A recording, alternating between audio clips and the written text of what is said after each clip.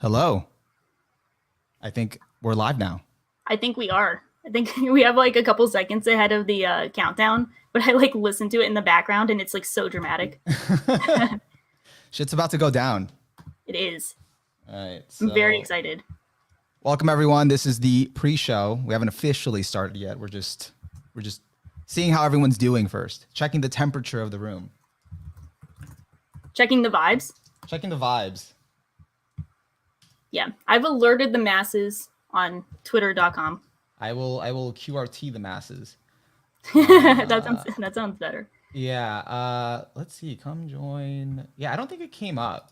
Yeah. All right, whatever. The automatic like video thing that feeds into Twitter. Yeah. So let's do that.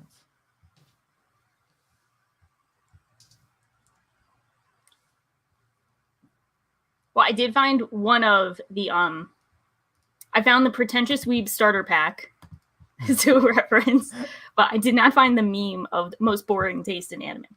Oh, that's unfortunate. Yeah, I will find it though. I do like the starter pack though. It's a good. Yeah, I think that's funny. It's hilarious. One of the funny things on it is I've watched 500 shows, so that finally fits you. I have just watched. I love now shows. that I can use that as defense. Someone's gonna come at me and be like. Someone's gonna come at me and I'm just gonna be like, well, I've watched 500 shows as well. It's so funny. I love that. I love that that's like now it can be used for and against you. Yeah, unfortunately. Mm-hmm. All right. I'm all set on my end. The long-awaited battle is finally here. Battle. This is it. I think I already lost this battle. Or you could say lost the battle but didn't win the war. Or no, Yeah. Lost the battle, but the war has yet to be decided. I mean, this is still ongoing, Sean. Yeah. This isn't over. Favorites change. They do, but I think you don't have to change your favorites. I like your favorites. Nah, it's okay. Glasses no. Okay. World Trigger Season 2 just ended? Wait, hold on. I thought it had one more episode. No. I'm sorry. Maz accurately pointing out that we're the Glasses Gang. Me and OniMaru are becoming the same person as the podcast progresses unintentionally because we both have these glasses and then we both were wearing black shirts when we took pictures for the thumbnail. So now we're just like kind of morphing into the same person. We're not even trying to, it's just happening. It's like an organic thing. Organic metamorphosis. We don't know if we should be concerned yet. Oh my God, World Trigger just ended today. What the I'm so sad. Is that good or bad? Like, because sometimes endings are good. I wanted more, but Season 3 is already confirmed for October, so gotcha. It's a win. The final valley will be a 3x3 hentai. Let's see. Okay. Oh, I found it. Let's go. Found the thing. Okay. I'm so excited. I found the meme, guys. Yeah. Do you want to screen share it later or no? Or do you want to just talk about it? We can reference it because I feel like everyone knows what we're talking about. I mean, I could even look it up. Do you have a link? I can send it to you right now. Yeah. Yeah. So, do you want me on Discord or Twitter? Wherever's easier. It doesn't matter. Okay. So I guess for everyone joining, as they can imagine, we're talking about 3x3s and our favorite anime 3x3s because if you guys, I think everyone knows that you've completed the Shonen arc, determining your favorite anime. You've scored them all. It's more accurate to say you finished the Mao arc. The Mao arc. The Mao arc. The favorite arc, I think, still is ongoing. It still continues for now. Yeah, it's never ending. The training arc will not end. Yeah. Yeah. I'll give people a refresher on that. Are hentai even available for the 3x3? Most of them are too short. Yeah, of course. I think anything is fair game. Yeah. I mean, the hentai one, I don't know. much later, I guess. We'll revisit that. Let's see. Okay. I think I'm good to go. I think we got a good amount of viewers. I think this squad. Is as high as it's going to get. Fingers crossed. Our squad. Get higher. Let's see.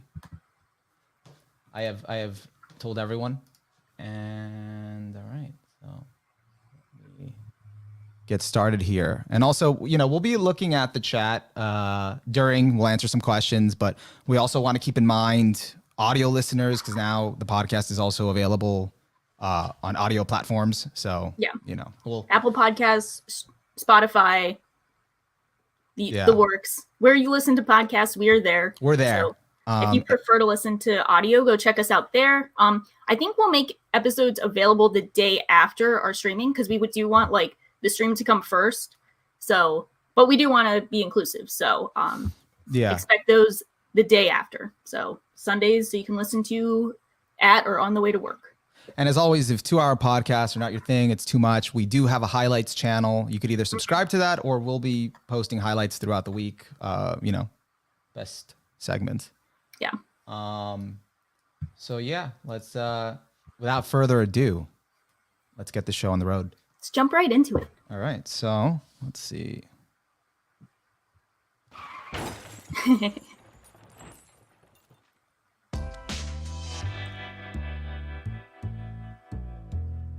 Welcome to the Just Weebs podcast. I am your host, OniMaru, and I am joined by the anime Mosaic queen herself, ShaKing.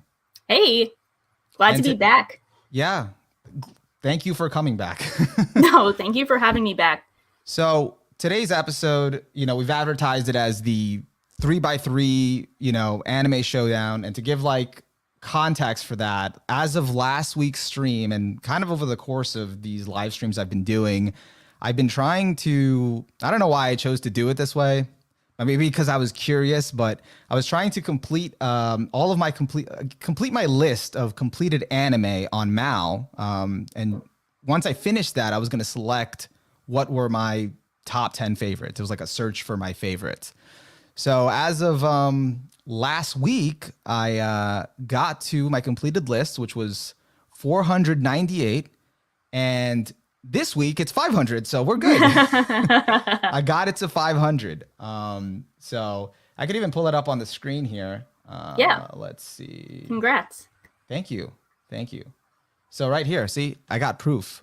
500, and just ignore these last two, which are really, really short 1-minute things that they count though. I remember the Nisekoi Monogatari, like it was like almost like a trailer or something. When that came out, that was really cute. I think people like that. I mean, I never watched it, and I watched both shows, so I'm like, oh, I need to watch this, so it counts. So I got to 500 anime, and then this week has just been, it's been tough. I've had to figure out those favorites. But before we get into that, before we get into the main part of this, the part that you're here for, and don't tune out, please.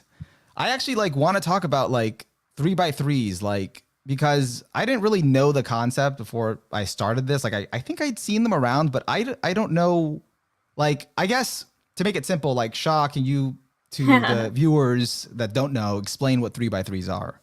Yeah, sure. So 3x3s are short for saying, 3 boxes by 3 boxes. So it's essentially a photo collage of 8 pictures that are commonly used in the anime community to showcase your favorites. I honestly don't know who was the first 3x3er. I have no idea. But I do think even back since when I was frequenting Reddit back in 2015, it was a way for people to kind of highlight and showcase their favorites. And, it's a bit more fun to showcase a visual medium in a visual way, especially when you can use really cool pictures, fan art, or actual screenshots from the show to showcase your favorites. So I've just kind of always known them as part of the community as a way to showcase your favorites. And I think they translate really well, especially to Twitter, Reddit, as I said, even I think on 4chan, there's a lot of 4chan threads where people will just be like, oh yeah, post your favorite anime 3x3s. And it's always cool because you can say you have 8 shows that everyone recognizes, and then you have that 9th show that no one knows, and you see a cool shot from that, you'll be like, oh hey, what's that from? And someone will be like, oh yeah, this is from Monogatari. And then you could say, oh, is that a cool show? And it kind of sparks interest in other series, And I think it's kind of a really cool way just to showcase the different series in the medium while also putting 9 things you really like all in the same picture. And it's kind of fun to look at. So how does the, so I guess they've been around for a while. We don't know where it started. That's fine. Before our time, you know, Before our time. the ancient legends. But like, so how does the community feel like about 3x3s? Is it like kind of like a rite of passage? Is it kind of done by everyone? Is it more like, you know, only certain people do them and other people are like, okay, here's another person with a 3x3? Yeah, so you definitely get those. We got, when I posted that, I tried to like hype up our fight, you know, like boxers do, try and hyping up the fight. Pay-per-view. I tried to be, yeah, yeah, this is on pay-per-view, guys. You get the free preview. Yeah, so there's definitely like anti 3x3 people, which is like a very extra perspective in my opinion. Like, I understand not wanting to see people spam pictures all the time, but when you consider how much shit gets spam on a regular basis, I think like pretty pictures is like not that offensive compared to half of the shit we see all the time.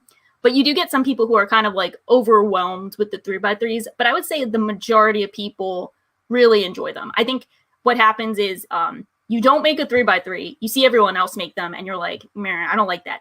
Then you finish something you really like, and you're like, okay, I think I have enough for a 3x3. You make your own, share it, and then get like feedback on it, and then you're kind of addicted to it. Like, I think once you do it yourself and realize how fun it is, then you kind of like warm up to it.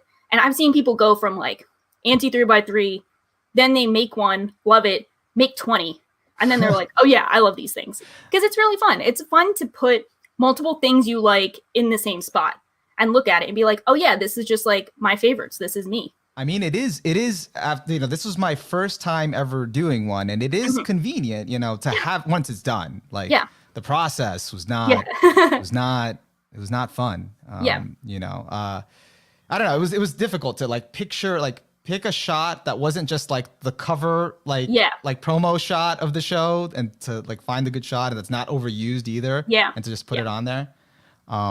But are you one of those that have done like 20 or 30? I've made hundreds. I think it's not an exaggeration to say I've made hundreds, because not even just recently, because back when I was using Reddit a lot, there would be like 3x3 Thursday, and my friend Smurf would run it, and it would be a weekly thread, and he'd come up with a different topic each week, which was really fun. So it would be like, instead of just favorite anime or like favorite characters or waifus, it would be like favorite characters whose names start with the letter R. So then you think of like 9 characters whose names start with R, and you put those together, or like favorite superpowers. And I think it's like a really fun exercise, because outside of favorite anime or favorite characters or favorite opening, you know, things you kind of commonly think about, it's cool when you have to think back to all the different series you've seen and be like, okay, how many characters do I like whose names begin with R? And then it kind of pulls on like all of the different series you've seen, and you might be like, oh, maybe, for example, I'm sure a lot of people remember this, like,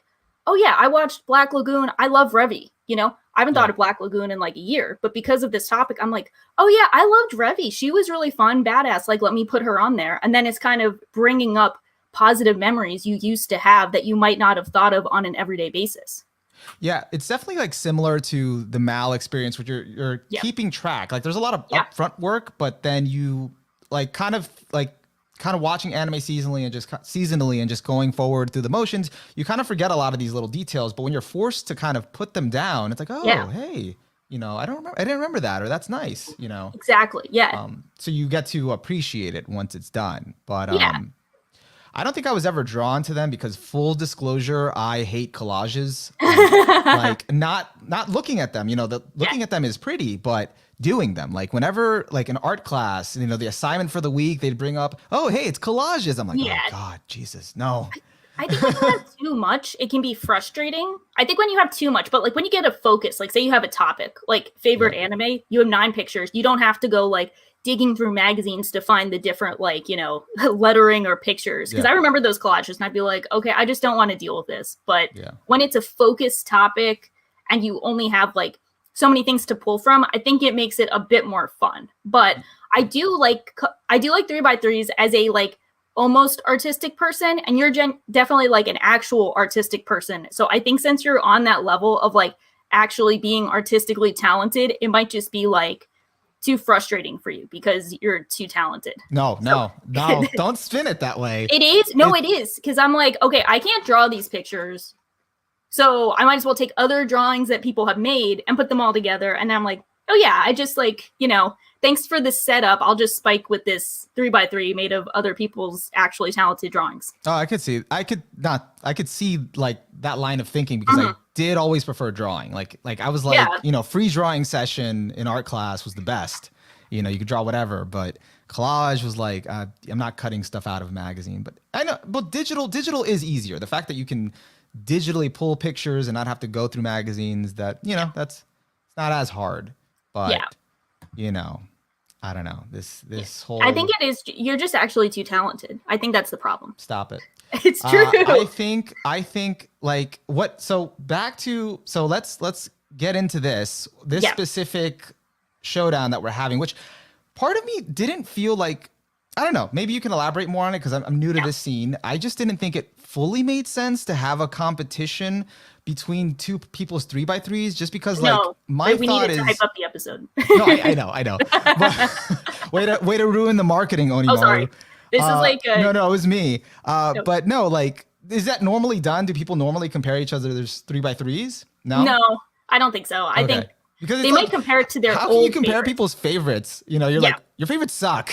Yeah, especially when we have like similar favorites. Like we pretty much like every show we've seen in the other person. So I mean, we're definitely like, if anyone's going to war over favorites, it should not be us. It should be us and people who have completely different favorites who feel very differently about series. Yeah. But I mean, like the only other way I could see it being a competition is if it's based on the mosaic itself, not the favorites in them, like, the color coordination and all that stuff, which I saw Shaw is really good at. I was like, mine. I was like, nope. There's actually like a semi-funny background because I use 3x3s as like a umbrella term for anime mosaics, but a lot of times I also make like I like making bigger ones too. Like I made a big 7x7, which sounds obnoxious, especially if you just made a 3x3, and the idea of making a 7x7 might be like, okay, you need to stop. Like you need to get a job, touch grass, like that kind of stuff. Yeah. But it was really fun because I saw someone who made one for all of their favorites. So it's essentially a top 50, but it's 49 because 7x7. So that's a lot. It's a lot. But like when you've seen a lot of anime, it's kind of cool to be like, okay, I've seen these shows. Now I don't have to leave stuff off because I know that you had to leave some off, and you're probably like, okay, I really like this show almost as much as my 9th show. I don't want to leave that off. So you just open up the gates and make a lot more. And this other person, I think their username is Hickey. I think Hiki, not like, Yeah. Yeah, that's their, it's a weeb Hickey, not like physical Hickey. So it's bad that the first thing I thought of was Hickey from Oregairu or My Teen Romantic Comedy Snafu. No, that's good. That's good. That's the level we want to be on, not the degenerate level. But that's how you can tell this is just weebs. So they made almost like a color themed one. So they had different quadrants that were made of different colors. And then I ripped them off. Wow. And so I ripped them off, but I credited them because I'm like, I didn't come up with this. This is a cool idea. I made that. That one did very well. And I'm still surprised that people are super into them. I'm still surprised at that. But that one did really well. And then in a really cool turn of events, after tons of people made their own, then High Dive, the company, the streaming service, made their own anime. So I was like, we, as the Mosaic community, got a corporate Twitter account to make a 7x7 of their favorite anime. Love that. So not only are you guys part of Annie Twitter, you are a subdivision of the Mosaic community of Annie Twitter. I'd say, kind of very unofficially, because anyone can join it. You make one, you're part of it. Yeah, you're there. It's the most accepting community. I actually need to know. I'm curious. Are there Mosaic elitists? Are there you've only made one Mosaic. I, on the other hand, have made 500, and yours does not touch mine. No, funny enough, there was a period where I guess we had okay, it's so joking because it's just essentially our friend group on Twitter. You've interacted with these people. It's not we're not talking about the super untouchable people of Twitter. I don't even know who those I'm people talking to one of them, by the way. No. So we had the big 4 of Mosaic Twitter, which I like the idea of because I always Elite 4, in Pokemon and Kill la Kill where you have those. I think that's really funny. That's super cool. Yeah. So we had the Elite 4 of Mosaic Twitter. I don't even know who the whole group would be, but it's essentially me and my friend Fume. She is on the Podcasting is War podcast. She has the Kaguya profile picture. We both have made probably the most mosaics, and she's definitely a lot more critical of them than I am. She has like criteria that she likes when she sees people, and she, you know, she's really complimentary towards others, but she's also like, hey, you could have used this shot, you could have done this. And I'm like, I'm good, fam. Just like pretty pictures, whatever. You're just like I'm glad care. You did one. That's it. You know, you get the award for just trying. Yeah, I'm like the kindergarten teacher of mosaics, like gold stars for everyone if you make them. That's pretty funny. So you're no longer the anime mosaic queen. You're just the kindergarten teacher of mosaic. Yeah, I'm like, what is it when like Simon like goes from like the leader and then he becomes like a normal person and he's teaching the kid how to like open a coconut at the end? That's me. That's where I'm at. I have to shout out this comment in the chat from Mozilla Fennekin. You know, he said you could say that F is more critical than others. That's so funny. That's so funny. Yeah, like, and they're dating, of course, so that's really funny. But yeah, she's definitely a lot more critical. I definitely get where she's coming from with that.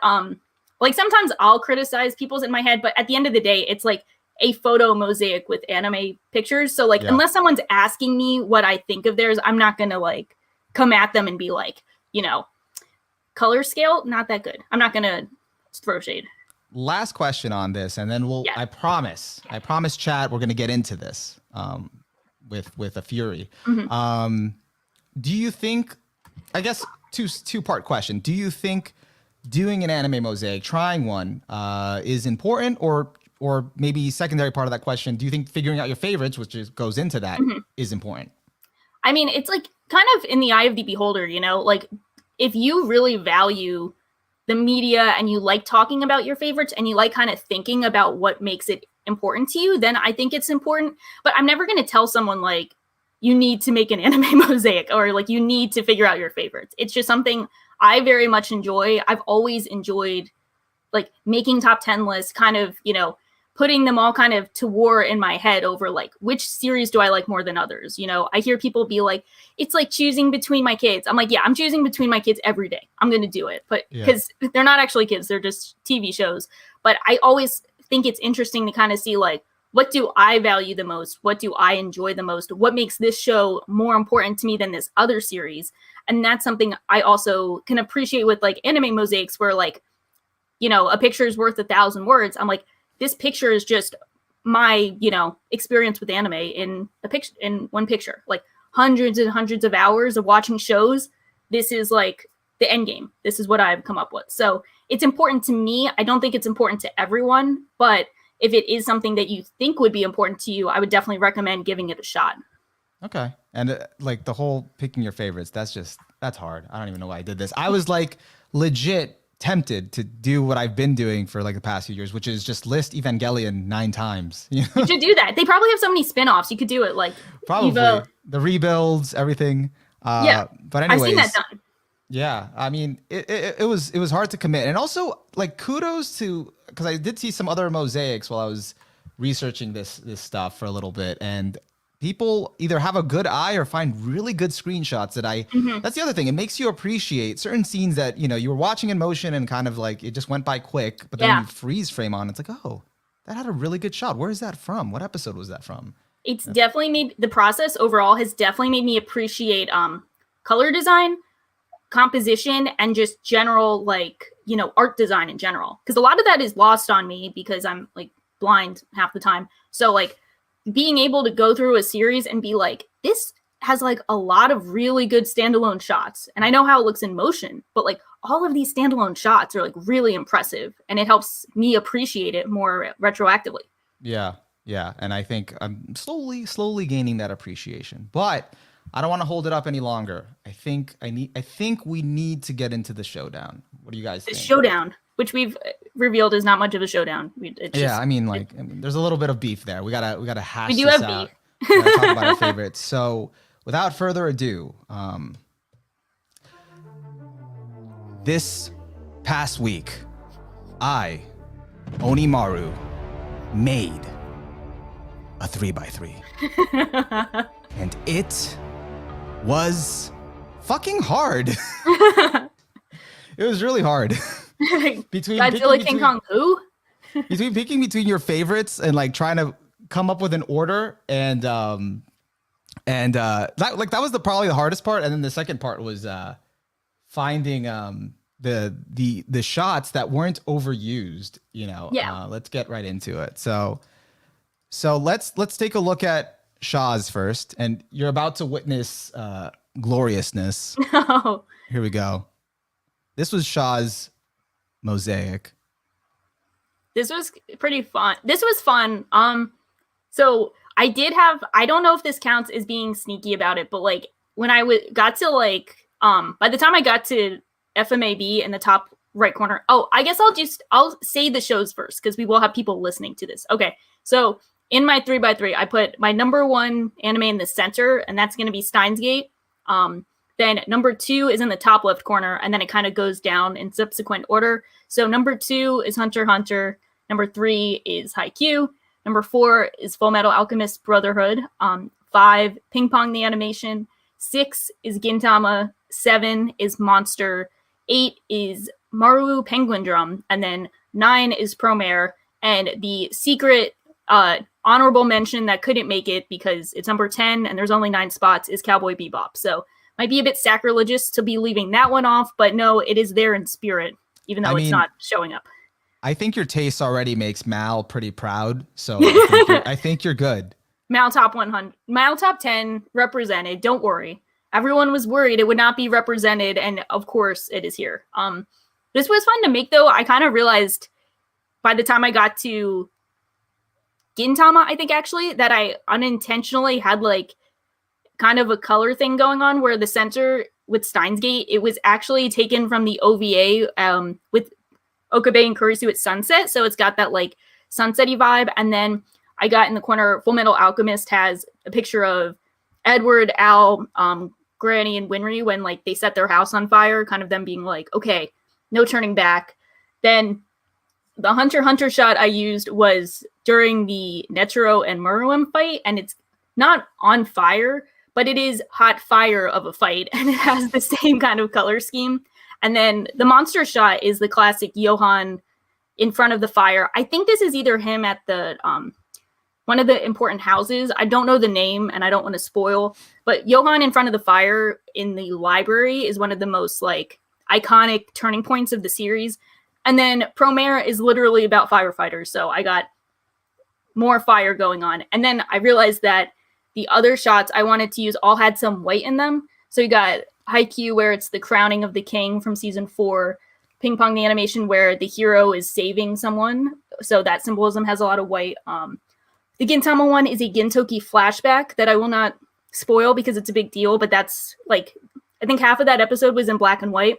And then Penguin Drum has some crazy shit going on that I will not reveal because it's both hard to explain and spoil. So kind of intentional color scheme, but it kind of came about organically.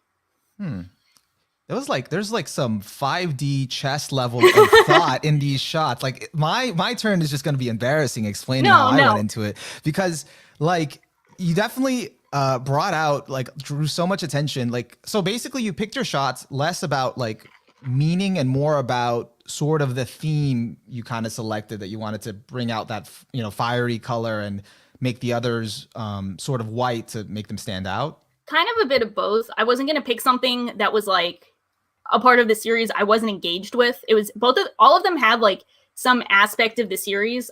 Like the middle column all kind of highlights like dynamics between two people. Cause like, you know, in Steins Gate, the main dynamic between Okabe and Kurisu is really like what makes it a favorite for me. Just like the dynamic between Hinata and Kageyama is kind of like the emotional essence of the series. So I wanted to bring that out.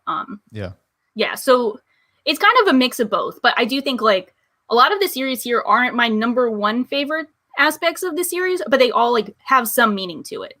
Okay. You mean the scenes? The scenes aren't your number one favorite. Yeah.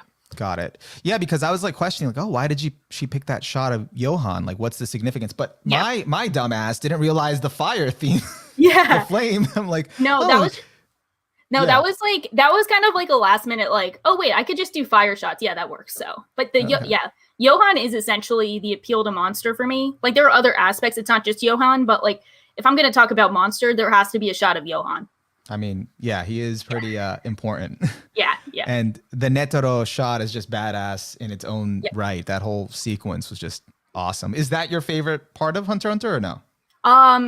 If I was going to just choose my favorite scene, it would be that scene where Gon confronts Pito. Like that's my favorite scene, possibly. That's my favorite scene. So yes, like, I think we talked about this, and I was so excited because a lot of people kind of overlook that in the like top tier episodes, and I'm like, no, this is on the same level as like the heights of the series. I actually felt pretty basic because like that is one of my favorite scenes, and I feel like that's an easy favorite for people. That's what I thought. Yeah. That's you. No, we're just enlightened. They just can't get on our level. But what I do have like 4 episodes from Hunter x Hunter that I think are like that GOAT tier. It's 116, which is the Gon scene we like. This is 126, which is the Moro and Netero fight. Then there's 131, which is the Gon versus Pito fight, and then there's 135, which is Muram and Komugi. Yeah. So I remember that episode. I don't remember all the. It's been a long time since I watched them, but I don't remember the exact episode numbers. But I do really enjoy, and it's not my favorite episode, but I enjoy the fight that Knuckle has during the Chimera Ant arc. It's just so good. I love his power a lot. It's just such a troll power. I love it. He's like smart Kuwabara. It's great. Yeah, exactly. He is. Delinquents are the best. Yeah. So I love that too, but this is my favorite fight in anime, so I mean, might as well. And I just love the imagery of this, like the symbolism, like everything going on. It's just like looks dope.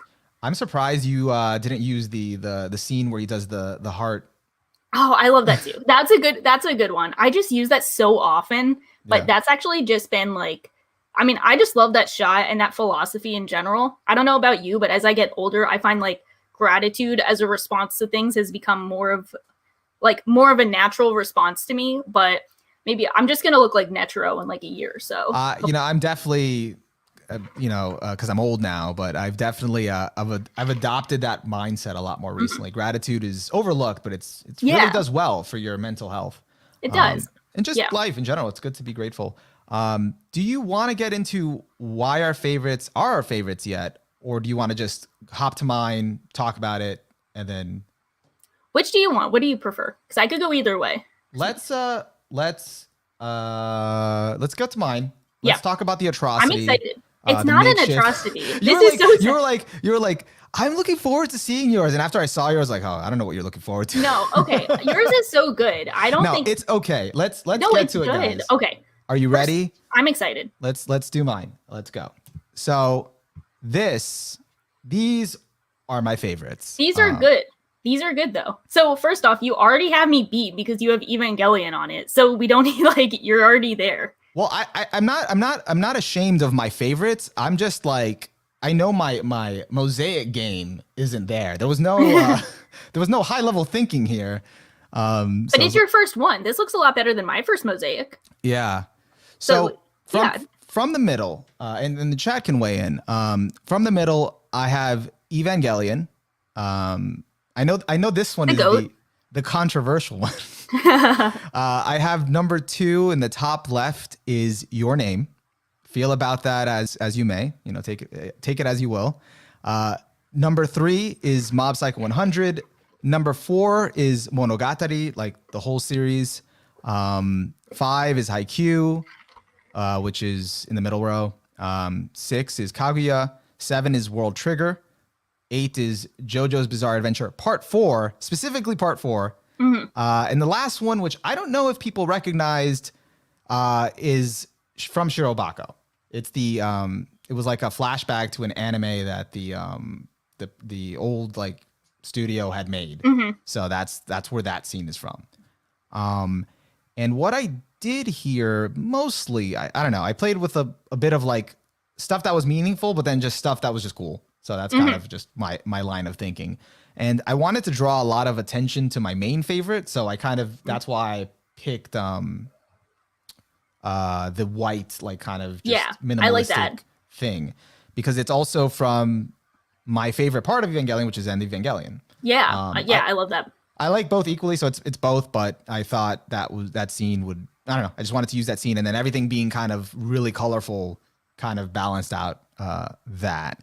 And then some of the other scenes were sort of like honestly because I was running out of time. And I was like, all right, what's a moderately good shot that's not overused? And the only one that I mailed it in for was the JoJo's Bizarre Adventure one, because that was I like that. I like the shot. It's just from the opening. So I'm like, okay, everyone's probably used all these shots. Well, I love the openings for JoJo Part 4, and JoJo Part 4 has my favorite opening of all time. Great Days? Yeah, of course. Yes. Okay. Yes, of course. I wanted to use a shot from Great Days because it is my favorite opening, but I felt like everything in there has been used. The only one the one I was actually initially using was the one at the end of the opening where everyone's lifting their hands up into the sky and the clock is behind. Yeah, I love that one. All of them. But it just, for some reason, it just wasn't coming out good. And I was like, you know what? Whatever. In your defense, so you can't be too hard on yourself, doing square shots when, most of the aspect ratios for the shows we're watching are like, what are they, like 1080? Like most of them are the aspect ratio. Yeah, they don't always work. So it is really tough to find good shots that work as a square. Yeah, like I had to change quite a few shots I had picked out because it just didn't work out as a square. So I was like, okay, all right, let me find something else. And I was trying to not go through the anime. I went to that site you told me. Yeah. And to find some screenshots, but they didn't have a lot of what were my favorites. I'm like, shit. So I had to go through the anime and like find the screenshot. And I'm like, you know what? Forget it. Yeah, I think it looks good though. I mean, I like your picks too. I think it's cool to see how many people would like actually recognize Shirobako. I think that's cool. Yeah. And just to answer Roger Smith, 2004, he asked, Andes Chucky. Yes, that is the anime from Shirobako. That's the one it's referencing. And then Tom says, I like the use of contrast with the Ava pick, but the JoJo pick for me stands out a bit too much. Cool selection, though. Yeah, I was debating. I thought like it might stand out as much as the Mob one above, but it's probably a little more, a little over. Something I like doing that I think is like subtle, but not necessary. It's not, you don't need to.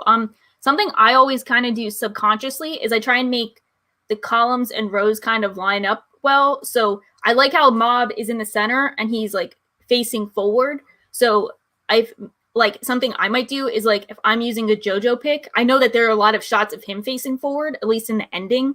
So I would use a shot of him facing forward too, just to kind of match up. Oh yeah, that's a good thought.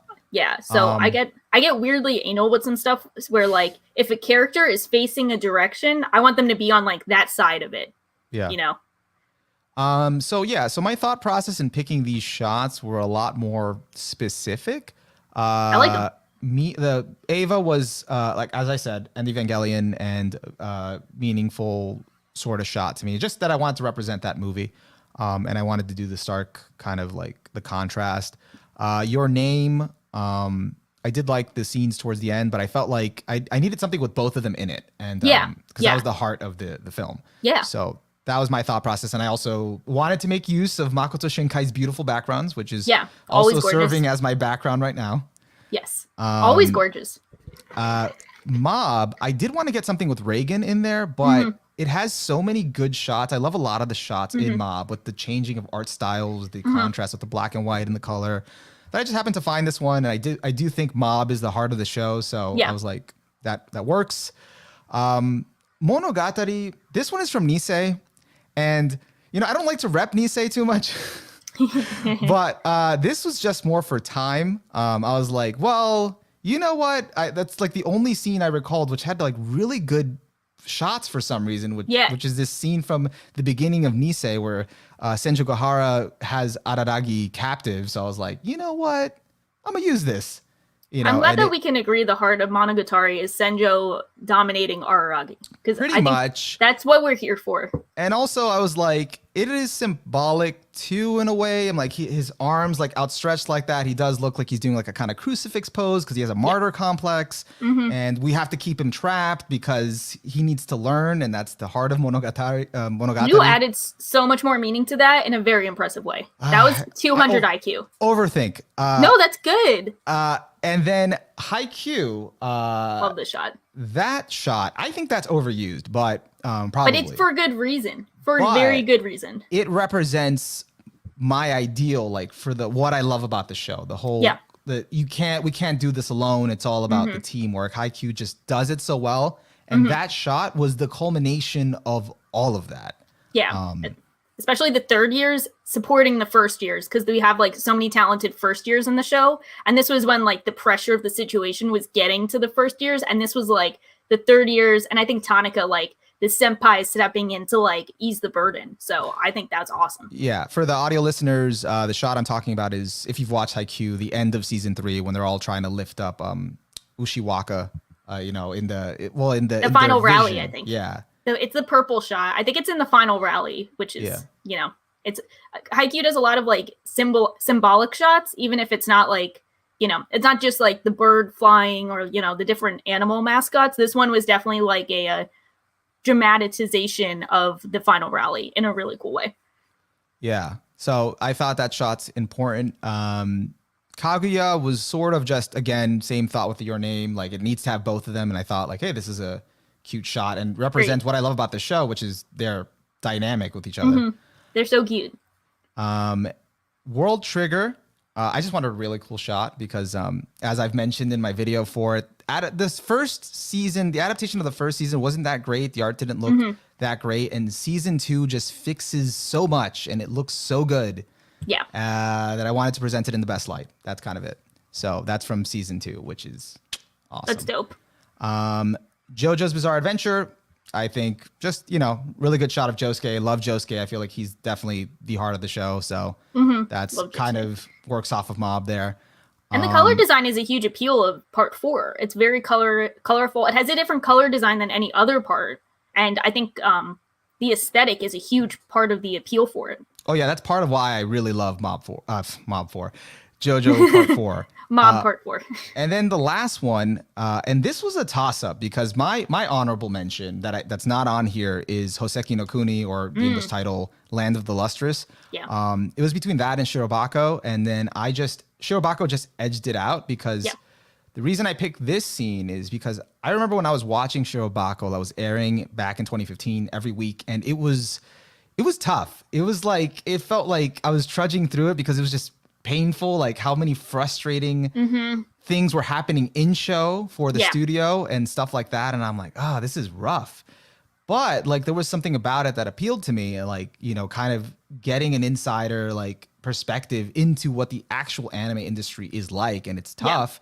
And also kind of questioning like dreams and all that stuff and whatever. But we'll get into that a little more. But pretty much this scene is like the one that really stayed with me, like just resonated with me, where everything like in the show kind of came together and like was like, this makes all this work worth it. So 100%. That's why I felt like I had to pick that scene. And also it's not overused. So I was like, all right, I run the risk of people not knowing what it is, but and that was it. I think that's awesome. Shirobako is an amazing show that I am sad to see not be remembered as much as other we'll say hidden gems, so to speak. Like it was really popular back in 2015 and 2016 when everyone was like, hey, like watch this series. It's really good. It shows the anime industry. It shows the process of making an anime and the frustrations. Like, everyone was kind of like, oh yeah, Shirobako is just an amazing show. But I'm disappointed that the community hasn't been mentioning it as much, even though the movie is, I think, at least out in Japan or will be coming out. Well, it came out, and did it come out? Okay. Yeah, like it came out sometime last year, right before the pandemic or around the pandemic in Japan, and I think that's why it became relevant again in my head because I think I vaguely remember it, but I really wanted to watch the movie, and I heard the movie wasn't as good, so my excitement sort of died. But I think the other reason it's not like, I don't know, it's not like a really flashy show. A lot of people don't remember it. Maybe a lot of people didn't get past the first 10 episodes. I remember someone commenting to me like, it was kind of hard to watch. So, there's that. It's kind of, it was one of the first, I'll say it's not a full slice of life, but, I'll say first grounded drama workplace situation shows I've seen. And I thought it was consistently engaging. So I will respectfully disagree with that person. But I think it's like, I could see why you'd put it over Hoseki no Kuni, which is just like the first season, because it also does feel like a nice complete story. You don't need a movie. It's like a full experience. That was part of the reason too, because again, I love something that I maybe I'm jumping the gun here, but the reason why like Hoseki no Kuni kind of matches some of the stuff on here is that a lot of what appeals to me about it, besides it being emotionally resonant, is that Hoseki no Kuni is just, you got to admit, the CGI or 3D, I don't know the right term here, but it's just super impressive. It's like the first anime that I've ever seen nail it. Yeah. And it just enhances the whole experience so much. Yeah. But I was like, but it's not a complete story. Like, it's not, the adaptation doesn't complete it. And meanwhile, Shirobako did. So I'm like, all right, 10. 100%. Yeah. And so let's see. So this is, let's get into, wait, hold on. I'm not clicking the right screen. That's both of them. Look side how by pretty side. they look together. This looks awesome. I love the colors because I have so much like orange and red in mine, and you have a lot of like blue and purple. So they essentially match. Yeah. Yeah. I put them both together here. And so we did go to war. We did have a Twitter poll to determine who had the better favorites, and, I can't even call it a competition.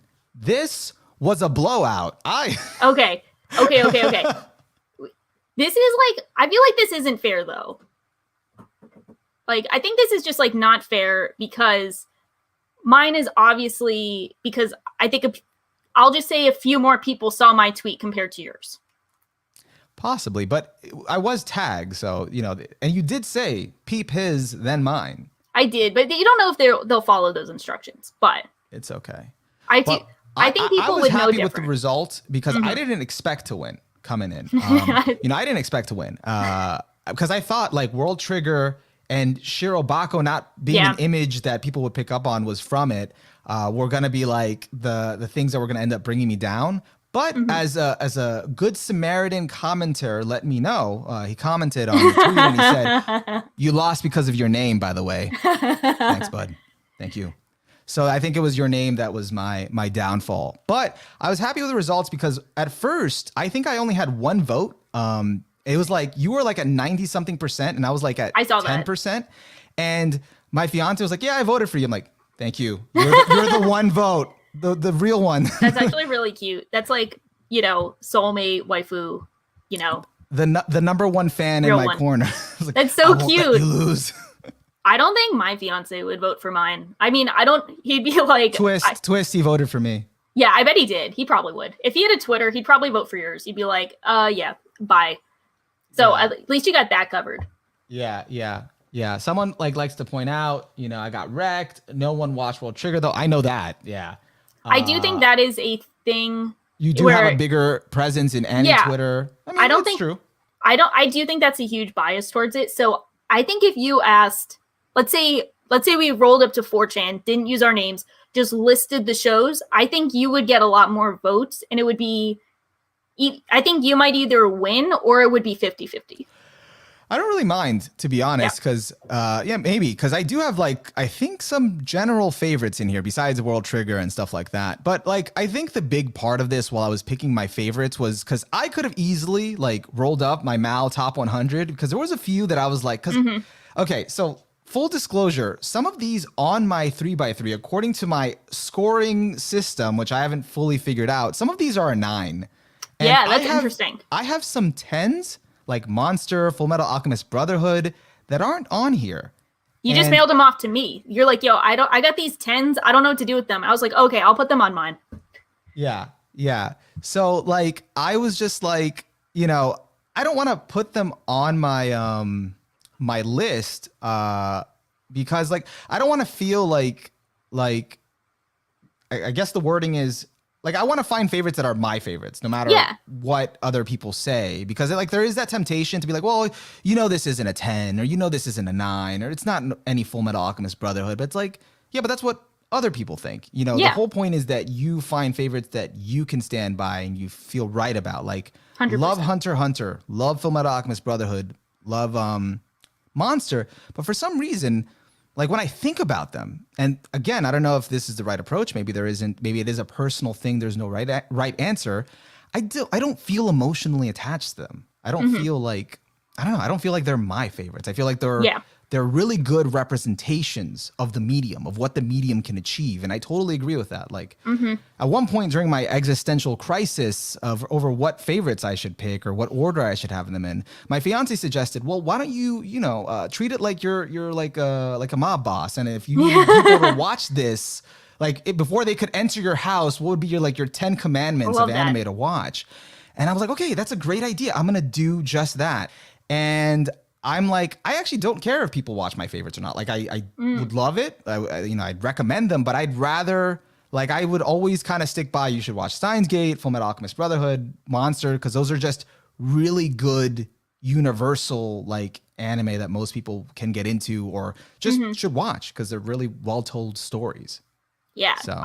I totally get that perspective. And I think that's really cool that you're like, these shows might be better for someone to get into the medium, but they don't have that same impact on me, which I think is really cool because I have kind of similar thoughts, especially about something like Neon Genesis Evangelion, just for full disclosure. I think it's like 20th on my list. I really like it, but it doesn't quite crack the top 10 on my own list. So but I do recognize it's like the most influential anime of all time.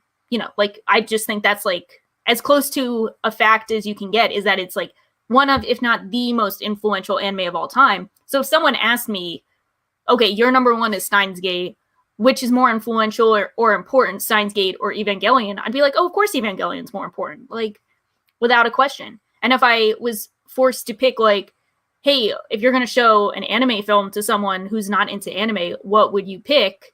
Like one of my favorite movies or Your Name, I'd be like, yeah, of course Your Name. Like the success is already proven. So even if I don't have as large of a connection to something like Your Name, I could totally respect the accomplishments it's had, both as a movie and for the medium. Like it's done so much. And I think it's interesting to kind of represent that, like, or interesting to articulate how like these are my feelings and my reasons for liking something, but these series that are either not part of my favorites or aren't as high up in my favorites have their own special attributes that are praiseworthy. Yeah, no, I definitely think I like that. And I agree that Ava's been influential and all that stuff. But I like to know that that's not the reason why I like it. Yeah. No, I'm not saying that that's why you like it. I'm just, I just wanted to address it. But because like I think I definitely agree that Evangelion has been like really overrated, and it feels overrated to some people. And I wouldn't agree with that either, but I understand I get how it can feel overrated to many people that hear about it and people that swear by it. But I still feel like everyone should watch Evangelion at least once. 100%. Because I just feel like it's one of those shows, and you can come away with it like hating it, loving it. That's fine. I just think you should watch it, and that's kind 100%.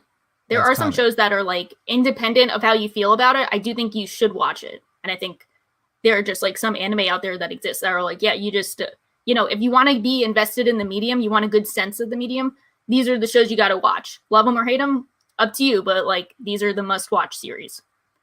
Yeah. Yeah. And definitely with Your Name as well. Like, I think I mentioned this to Shah beforehand. Like, the reason I came up with my list is just, I felt like very like, and I guess we can get into the scoring thing too, because I was like, Shah has a more strict view of tens, that if it's not a 10, it should not be on here. And I was like, well, what if like I have some that are 9s here, and there are some things that I appreciate, and I think storytelling wise they're a 10.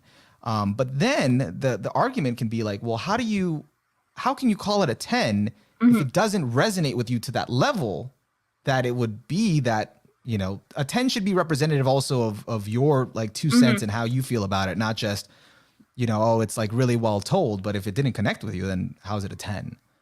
Yeah, it's something I find kind of confusing, because I'm never going to tell someone how their favorite should be. I think that's kind of like a dick move to be like, here's how I do my favorites, you should do the same. I just think that's illogical and makes no sense. But it is interesting to me from my perspective as someone who's like, okay, it can't be a favorite if I'm not going to give it a 10. I think they're kind of one and the same. So it is interesting to me to see people like yourself when you have something you're like, okay, it's a 9, but it's also a favorite over 10s. That's what I find really interesting. Yeah. I still have to figure it out. So I decided to just not worry about scores. That's something I think this is an ongoing thing. The favorites might change. The scoring might get more defined, because I think also I've internalized a lot of this is what great storytelling looks like, and Yeah. then as opposed to what great storytelling looks like for me, and Yeah.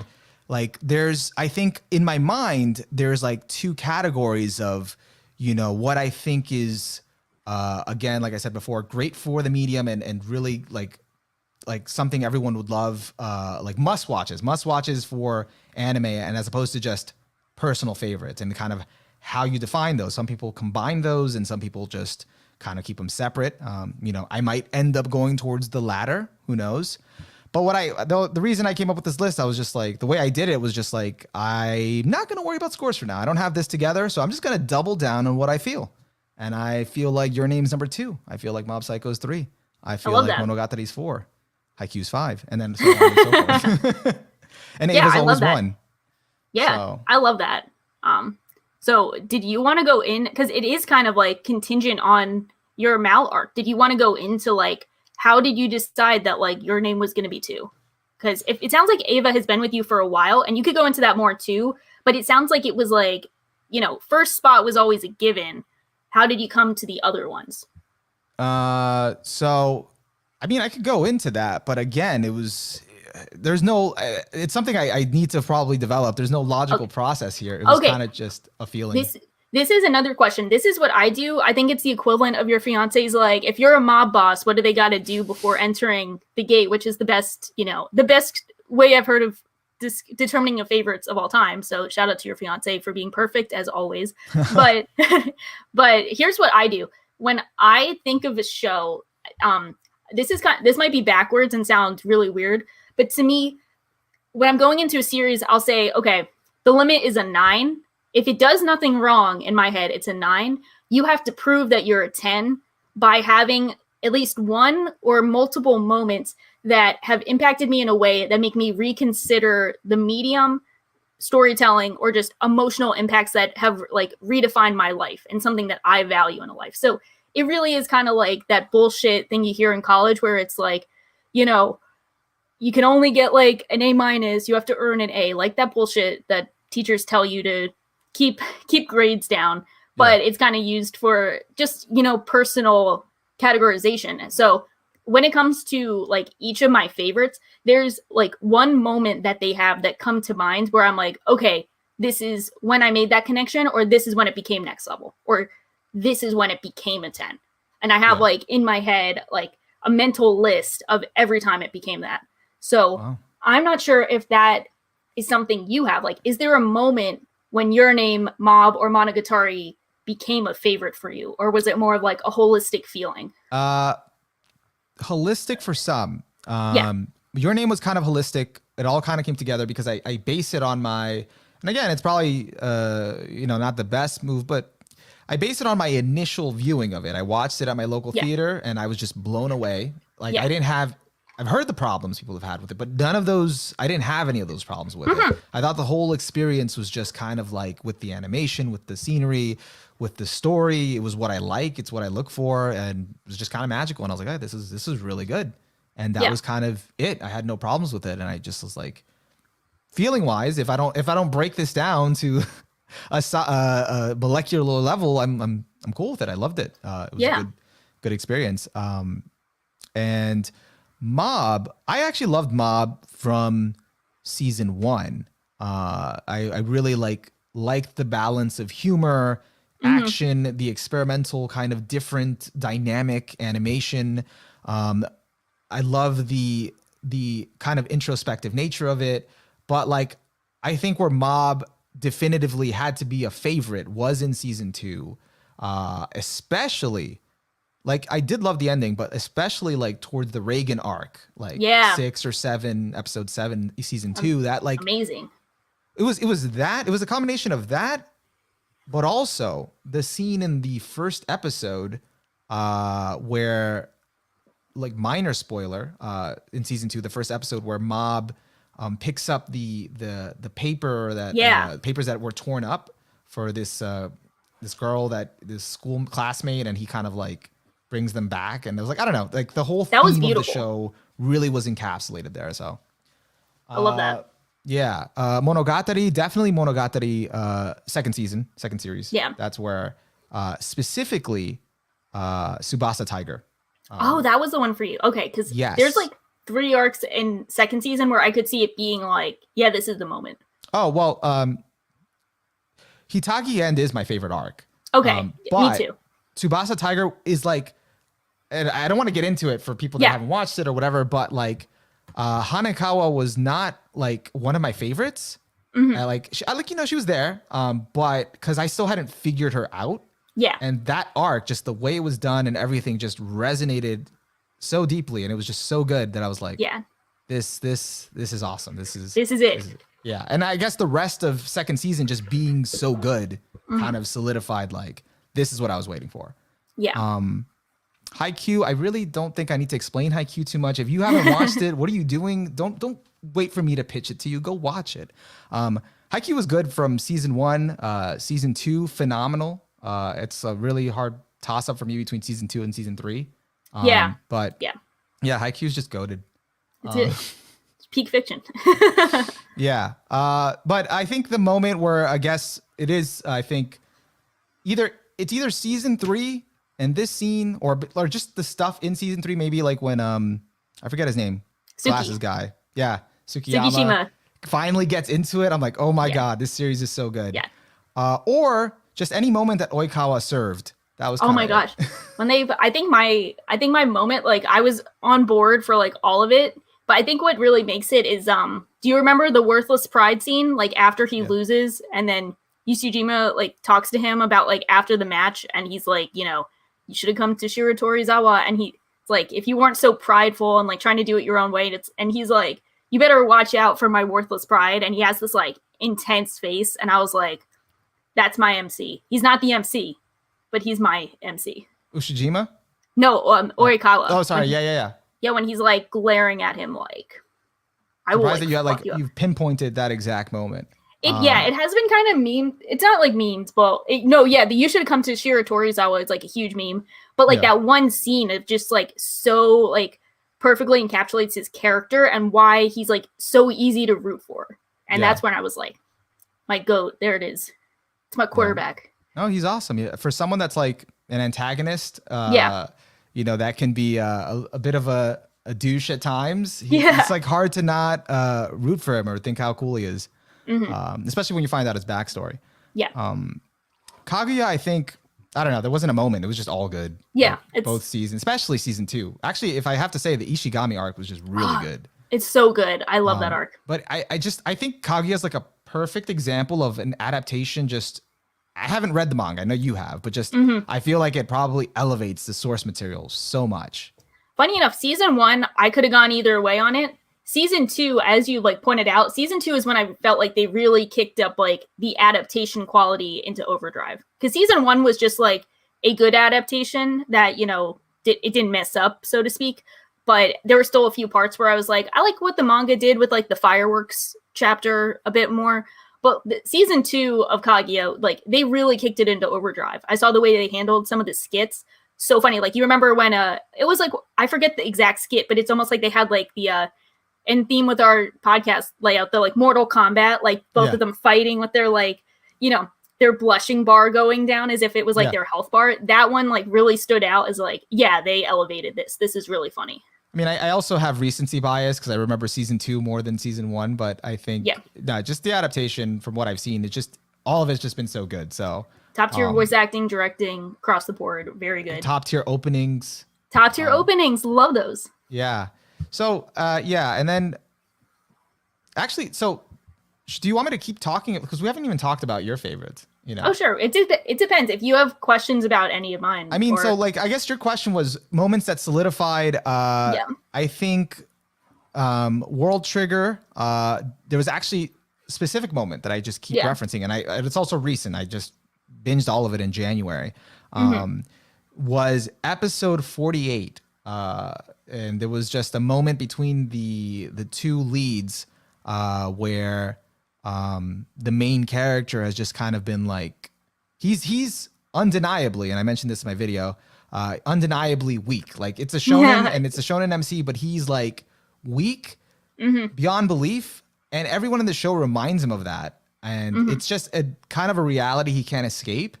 And it's not really a depressing thing, but it's like his progression is so slow. Like it's now in season 2, and now we're getting the payoffs. Oh, okay. But at least to me, maybe to some people it has been frustrating, but I think that's just it does it in a really grounded way. Okay. And then has been progressing, but I think in that episode he gets a little too ahead of himself, and he thinks like, oh, now I'm a lot better. I can do this stuff. And then when he finds out he can't even like save this little kid, he has to get saved by like his friend that has been saving him all along. Yeah. He's just frustrated. He's just like, why, why, like, I don't even know what I should be doing. Like why can't I keep up? And his friend just pretty much reassures him and just looks at him and tells him, like, honestly, genuinely just tells him, like, I follow you because you are you. And that's like, wholesome. I like that. That's you. All you have to do is be you, and you can take as long as you need.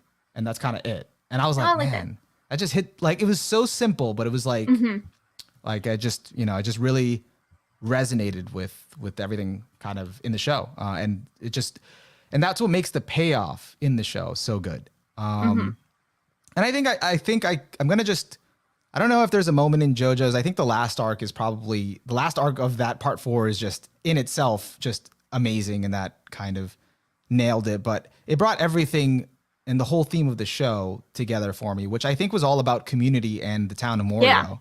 And on top of the phenomenal art direction.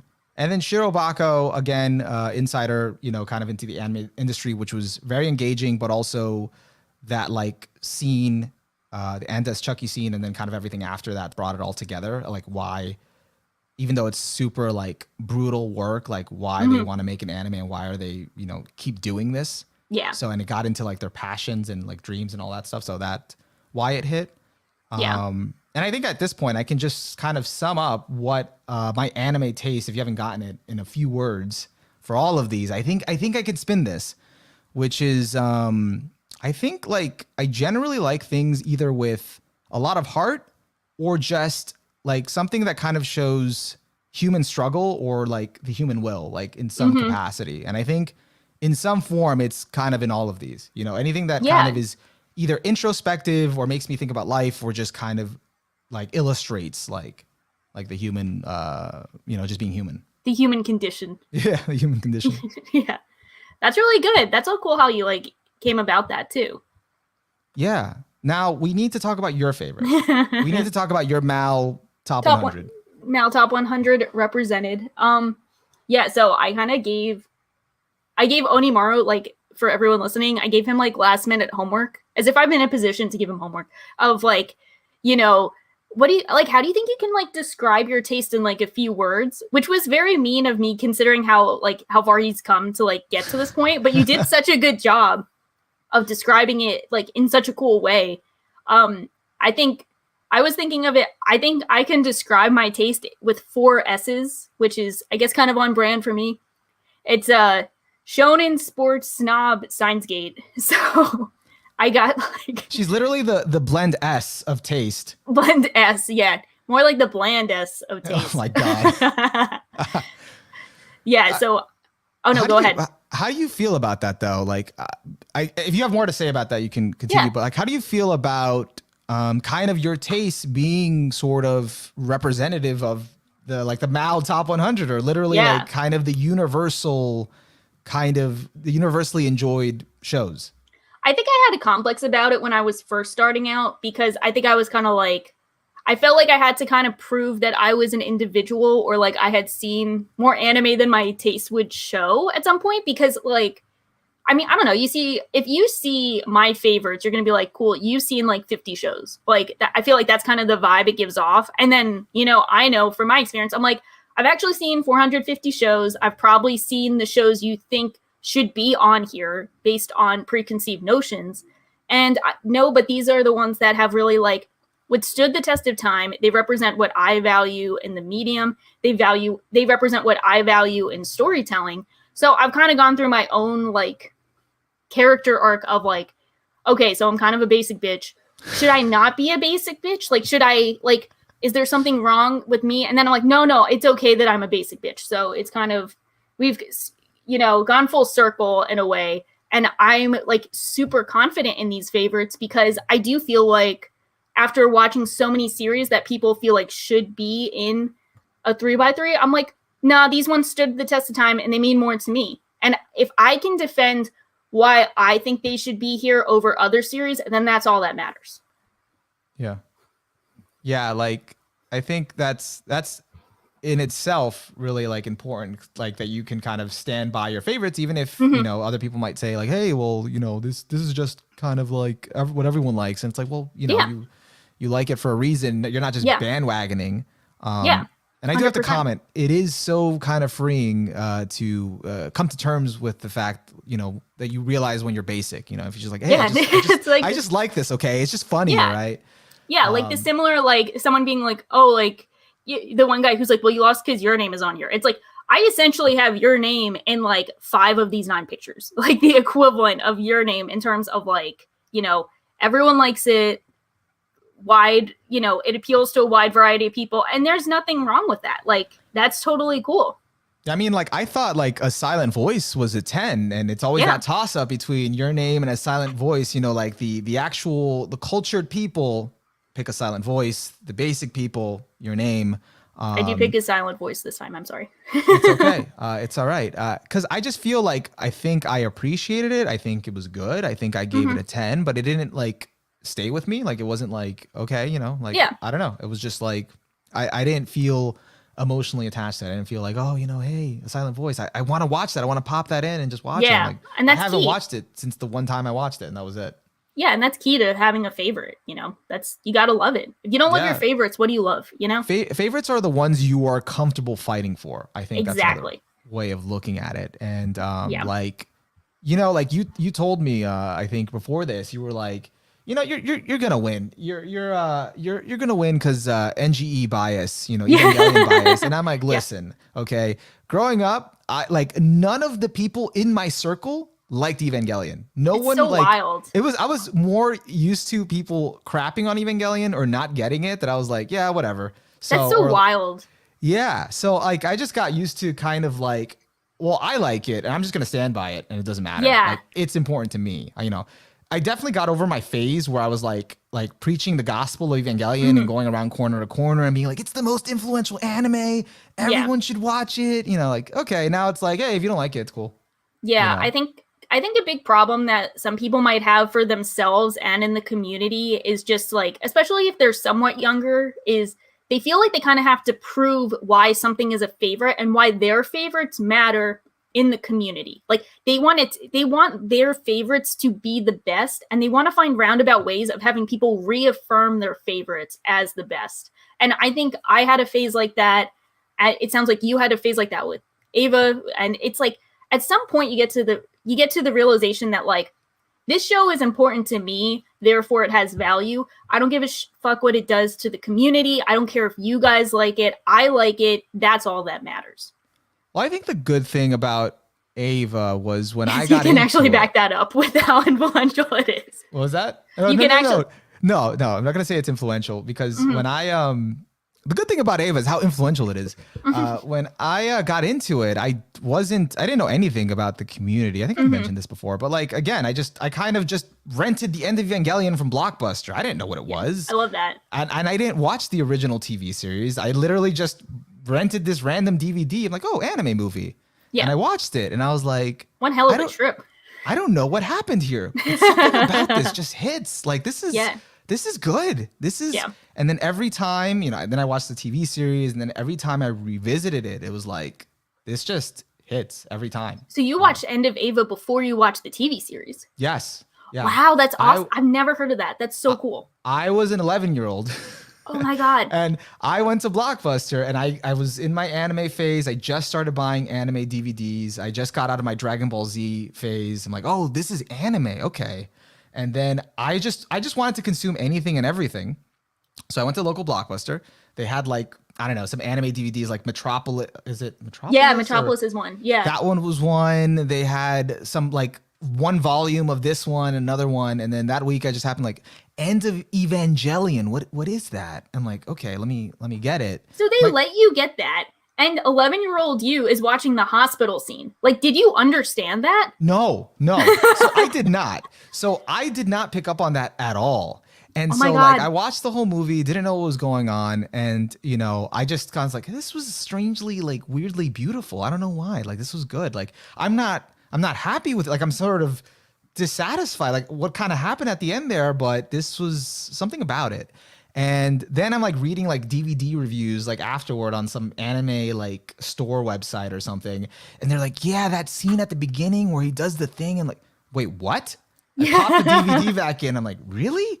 Oh, so yeah, I didn't that's amazing. Oh my God, you've been like traumatized by Evangelion for like half your life. That's why it's a favorite. That's why it's no, and like so I watched it so young, and then I revisited. I got my hands on the TV series, watched the TV series, and then I was like, okay, it all makes sense now. I get it. Then I got like a book on it, like breaking down all the analysis, like the symbolisms in it.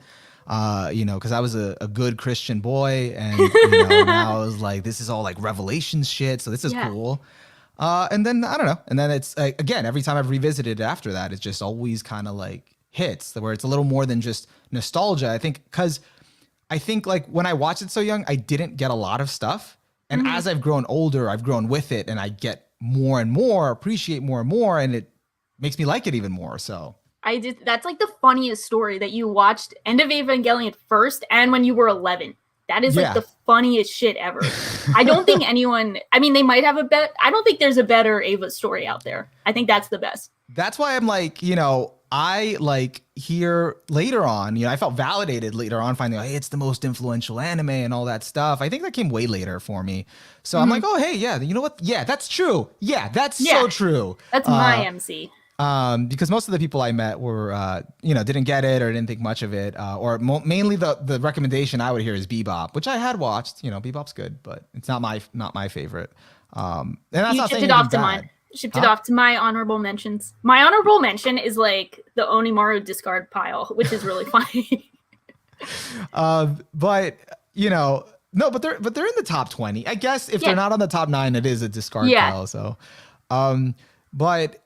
Yeah, no, and then I guess it was nice that I found out later like it was influential or whatever, but every Ava fan I've met in my life, which has been very few, I've met very few Ava fans, I've regretted meeting them.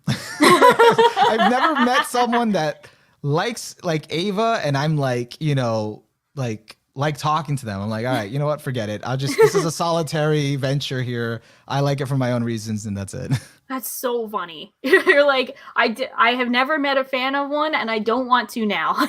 Yeah. All like the people I enjoy talking to prefer Gurren Lagann or like Bebop or, like something else. So it's all good. So funny.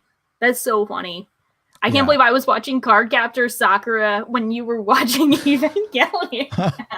I mean, I did check out Cardcaptor Sakura around that time too, but... Well, you probably couldn't go back after you saw End of Evangelion. You're like, I'm seeing 200 IQ next level Christianity shit. I cannot go back to these cards, like these children with cards. I can't do it. I legit showed the first episode Evangelion in religion class in high school. What did they say? What? Oh my God! Wait, that's amazing. What did they say? They were like, what happened? I think the assignment was like you're supposed to bring in like a clip or some movie or something and get the class to watch it, and then you like talk about it. And I think it was like extra credit. So I'm like, I'm bringing Evangelion. Oh my God! Them the first episode, and like, I mean, like, I don't think the whole class, because it wasn't End of Evangelion. They weren't like, oh, what's going on? It was just like, oh, okay. Yeah, it was like intro to the series. And then I talked about like all the Christian, I guess, symbolism like afterward, and like I related it all and whatever. Like, I don't know. No one cared. I think like the kids in the class were just like we. Yeah, we get to watch. they were probably like, we get to watch a TV show instead of class. This is awesome. Yeah. I mean, I was like really into Ava back then. You were that kid who brought in like anime and showed it as like a PowerPoint. Not always, but I did do it that one time. Like, not every day, but sometimes. I wasn't that bad, but I had moments. I had moments that I don't.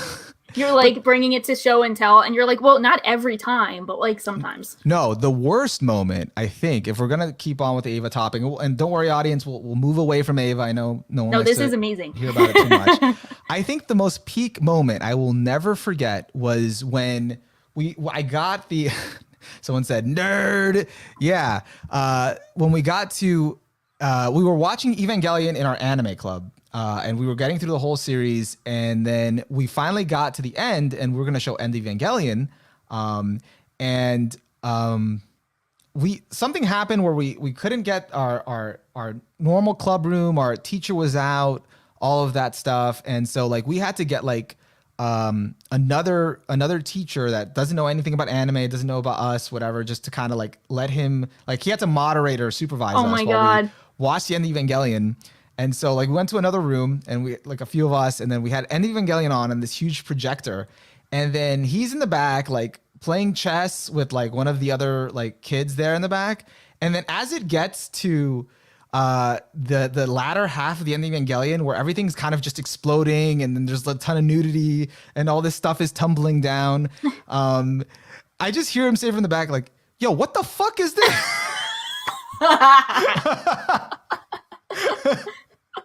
Like he just did it because teachers don't curse that often, so he's just like actually saying like, "What the fuck?" Yeah, no, this was legit. He's a really cool teacher, but he also knew when to call out some bullshit. And then so funny. And then like he's, it was hilarious. And then in that moment, we were like kind of scrambling, like, yo, should we pause it? Should we let it keep playing? Maybe we'll just let it keep playing. Like maybe he'll be fine. Like no, this is the worst part. Like it's fine after this, and we just let it keep playing, and then it just ended, and then that was. Did he say anything afterwards? I don't think so. I don't remember. I think we were fine. I think he said after that, like, don't ever do that again. Don't show that again. Don't do it. Don't watch this. It's so funny. Oh my gosh. It was hilarious. So that's the end of my teenager, I guess, Evangelion tales. That's amazing. I can't believe you've gotten away with showing Evangelion multiple times and in school. That's amazing. Your teacher would be like, yo, what the fuck? What is this? What is this? Yo, what the hell? Because he definitely was just like also really confused at what the hell was going on in screen. It was the most trippy part. This is cool because oftentimes teachers want to teach you their experiences, but you brought this teacher to school and gave him your 11-year-old experience of watching End of Evangelion first and not understanding what the fuck was going on. Actually, okay. Last story, and I this swear is good. we'll move away. We'll move away now because we're supposed to be talking about favorites, not just Ava. This is amazing. I was actually like that mob boss joke was what my fiance said was actually kind of like funny because when I thought about it, because I was in the mob once, and I was no, because like the way I acted like pre-high school with my anime, when I collected the DVDs, I was kind of like a little bit of a mob boss, like where I was trying to convert this one friend in like 7th grade to watch anime. So I would lend him like my DVD like box sets to be like, I was slowly trying to get him into it. And I remember like once it kind of became like a thing that I would like lend him anime, I would just like roll up to him in the courtyard and be like, hey, Evangelion, like, oh, let me show my hand. Evangelion DVD box set, finish it by tonight, have it back by tomorrow. Okay? All of it by tonight. 24 episodes, just take you 6 hours tomorrow. I love that. Did you do it? And he did. He came back. Oh my God, you are a mob boss. Tony Soprano. Ava is his favorite anime. He loved End Evangelion. I don't know. We never connected on what like he liked about it versus what I liked about it, but I know it's his favorite. And I caught up with him like a few years back. Like I hadn't talked to him in like years, but I should DM him now. Be like, hey, so about Ava. I probably can. He's a Buddhist monk now, so. Oh, that's pretty dope. Take that as you will. He lives in a shrine now, but we should totally catch up and watch Evangelion together and talk about suffering. So. That's amazing. Holy shit. These are the best stories. So you've gone full circle with Evangelion. Yeah. It's just been like really present in my life for a long time. So that's why I like it's I've thought about it so many different ways. So like kind of getting like the community perspective on either it's overrated or it's influential or I don't know, like I've that was kind of new and kind of wrapping my head around it, but it was like, hey, I love the show, and it's the more I come back to it, the more it reinforces, because I pick up something new. So I mean, once you show it to your school, I don't think the community can really, you can't go back. The community could say whatever they want. Be like, I've literally shown a teacher End of Evangelion. You guys cannot compete with me right now. This is too high level. I have still not shown my parents. It is still on my bucket list. My fear is my mother will rebuke me, but I will take that bullet one day. Definitely. I keep trying to get my. No, I think you should. She won't turn her back on you because you're the mob boss of Evangelion. So you make her an offer she can't refuse, and then be like, "This is it. This is what you get. You raised this." But you did. I think it would be an interesting conversation. I've been trying to get. Evangelion, no, go ahead. Sorry, last note. Evangelion, funnily enough, got me more into the Bible. So that's you could say like, look, if it wasn't for this show, I wouldn't even read the Bible. So you're welcome. It's like I needed to get all the references. Yeah. So you cite the references, and it's like John 2:40, like. But I've been trying to get my dad to watch Evangelion because he's a very big like sci-fi TV show guy. Like he's the whole works, like any sci-fi show. He plays Dungeons and Dragons, like. He's like the sci-fi nerd. My parents actually, when they were still together, when I was like 1 or something, they brought me to a Star Trek convention. Mm-hmm. So it's been kind of downhill from there. And they cosplayed. They had me cosplay Baby Me as like, those furball things in Star Trek. I don't remember what they're called, but they're like the brown furball. I forget. I think so. I think I know what you're talking about. I don't even know. But so it's been kind of downhill from there. But anyway, my dad's a huge nerd, and he had this like list of like top 50 sci-fi TV shows of all time from some like random website. And Evangelion was number 9 on there, and it was above a bunch of his favorites. And I'm like, Dad, you got to see the show that's above all your favorites. Like it took all of them to town. Can I be the person that shows your dad Evangelion? Can I be the mob? Dad, yes, please do. I can't be the one to do this. I brought the mob boss of Evangelion. Here you go. I think you'd be more successful than I would because I've been trying and it hasn't worked. Like it hasn't been as successful. But I think if anyone could do it, you could. You have the track record. You have the dedication. So that needs to happen. But I'm trying to school him. So yeah, no, I think I can get it done. I can get it done. Yeah. And recently, and I don't think he's watching. So if he is, apologies in advance. I recently tricked my friend into watching Monogatari. So how'd you do that? He's on that binge right now. I don't know. I kind of like gave him like a heads up about everything to come. I told him, like, listen, if you feel like you're struggling at this point, it gets better. Watch this next part. I also, told him I needed someone to talk to about it. So, Oh my gosh, it's like so. I've just been calling my dad a bitch the whole time, trying to bully him into it. I should be like, Dad, no one gets me. I need you to watch this with me. I should appeal to the emotions instead of being like, I'm just like low key texting my dad like, you're a pussy. You won't even watch these cartoons. Like, stop being a bitch. Like, I mean, and it's not working. I don't think Monogatari is something you want to get him into. It's why not? It's a tough sell. It's a tough sell sometimes. I'll do it. Why not? I've tried to get him into other stuff. Might as well just go crazy. Why not? All right. Fun fact about this, and then we can move on. I don't have crazy anime stories because I mostly got into it in college, but I did watch the toothbrush scene and the hospital scene of End of Evangelion in the same week. So that, not coming back from that. You went in hard. You just dove off the deep end. I didn't know. So funny enough, so my friend, I don't know if you have one of these, but my friend is like, I called him my like anime senpai. Do I have friends? I have a few.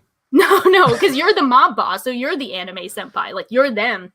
I had like my own anime mob boss getting me into it. So he kind of like, he kind of introduced me to both of those series.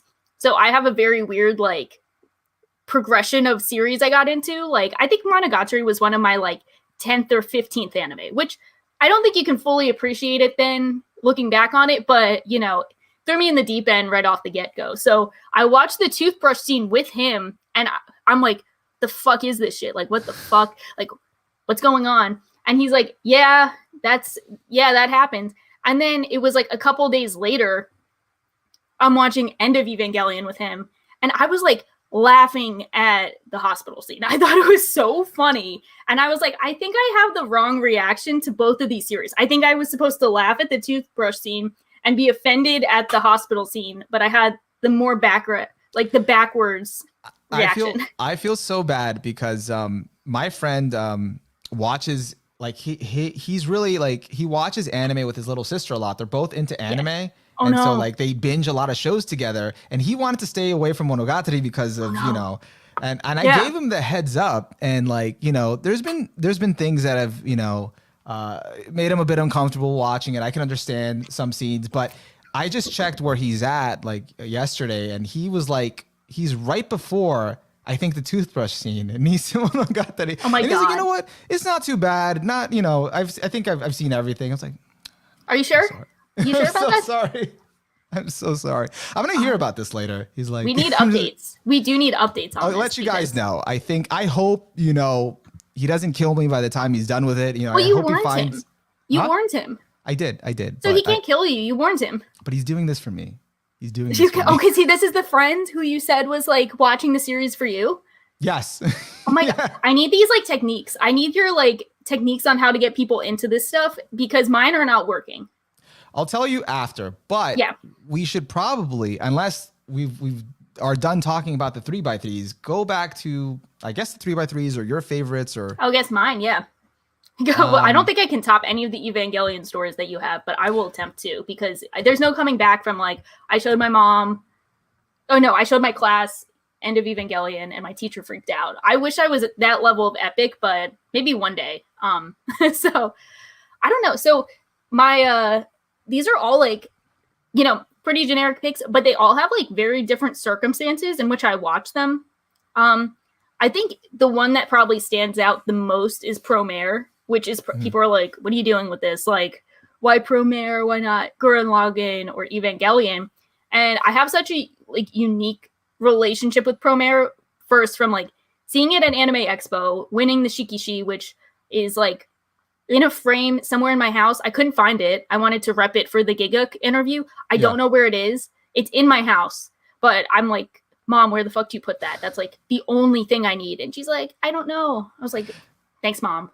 But so that I won that. And then it came out in theaters back when we could go into theaters before the pandemic. And I've seen it like 5 or 6 times, which is more than I've seen any anime film. And it gets better and better on rewatch every time. Really? I only watched it that one time at AX, and it's just, it was good. It was really good. Yeah. I think it's, and I don't know if you have this, because I know we've both seen like quite a few anime films, but I generally enjoy anime TV series more than films. Oh yeah, I'm the same. Yeah, and I feel like a lot of anime films have like very weird pacing. Not necessarily always slow pacing. Sometimes they're too fast, but I get like thrown off with the pacing a bit. So, you know, I think it's easy for an anime film to be good, but it's really hard for an anime film to be great. Or terrible. I think it's, and I've had this conversation, I think recently or something. It's really like the format of like, you know, more or less an hour and a half or 2 hours and condensing like a whole kind of story or just this whole arc into a movie length, when with anime TV series, you have time to like get to know the characters, spend time with them. You could have an idle, like a slow moment, a slice of life moment. And you don't have to worry because the next episode can pick up the pace, can be this other thing. You know, like with a movie, you just have that runtime and it's trying to do multiple things. You're trying to introduce the characters, introduce the plot. And if it's not something kind of simple and straightforward, you know, like, I don't know, I felt like it was easy to do, and you might disagree with Your Name, because the plot was simple enough that it was conducive to a mainstream audience and kind of just being able to get into it, montage the scenes that were kind of, you know, you can get the gist out of, which I know some people had problems with, and kind of get enough of an investment into the characters to kind of buy into it. Yeah, I think that's also part of the disconnect I have with a lot of character-based anime films. Not all of them. So, like, 2 of my other favorite anime films are A Silent Voice and Wolf Children, both character-driven anime films that I think do a good job of it. But for the most part, I do think the best anime films that I've seen consistently have been the high-paced action ones or the thrillers, you know. So, the Promares or the Perfect Blues, you know. Oh, Perfect Blues is so good. Amazing. And Colonel Panic says in the chat, where the F is Pancreas? In the trash like it belongs. I mean, I gave Pancreas a 2 out of 10, so. You did too? Wait, did you do that before or after knowing me? No, before. Okay, I gave it a 1. When I saw you tweet, I think I saw you tweet once Yeah. about like how it's like terrible or something. It's not just me. It's No. not just me. Okay. It was rated, I will never forget this because meme number, it was 69 on Mal at some point. 69 best overall. That's I don't know, man. Offensive. I actually saw it recently, Really? high up there, and I was like, "What is this? Why is this here?" No, It's like, get it the fuck out. Okay, we got to have a Pancreas podcast at some point. we 'cause gotta feel have the it. same. We gotta like break it down. Do we group watch it? Live Yes, react to let's- it? Oh my god. Maybe we group would be watch funny. it, or maybe we like group watch it and then afterward have the Yeah. the breakdown, the we digest it. We're like, okay, Yeah. Oh what my do you god. guys think? It's not just me. I feel so excited because, like, peace and love to everyone who enjoys it. But when I find people who don't enjoy it, I'm like, my people, this is it. They understand. Because that's like easily the worst anime film I've ever seen. And I've seen the Code Geass spin-off movies that don't even have Lelouch. I've seen the Hunter x Hunter filler movies that are like really bad. I've seen some shit. And then there's Pancreas. So yeah, I don't know, man. That's got to go. I mean, like, I thought, and I know I'll get some flack for this. I thought Weathering with You was bad, but Pancreas, nah, man.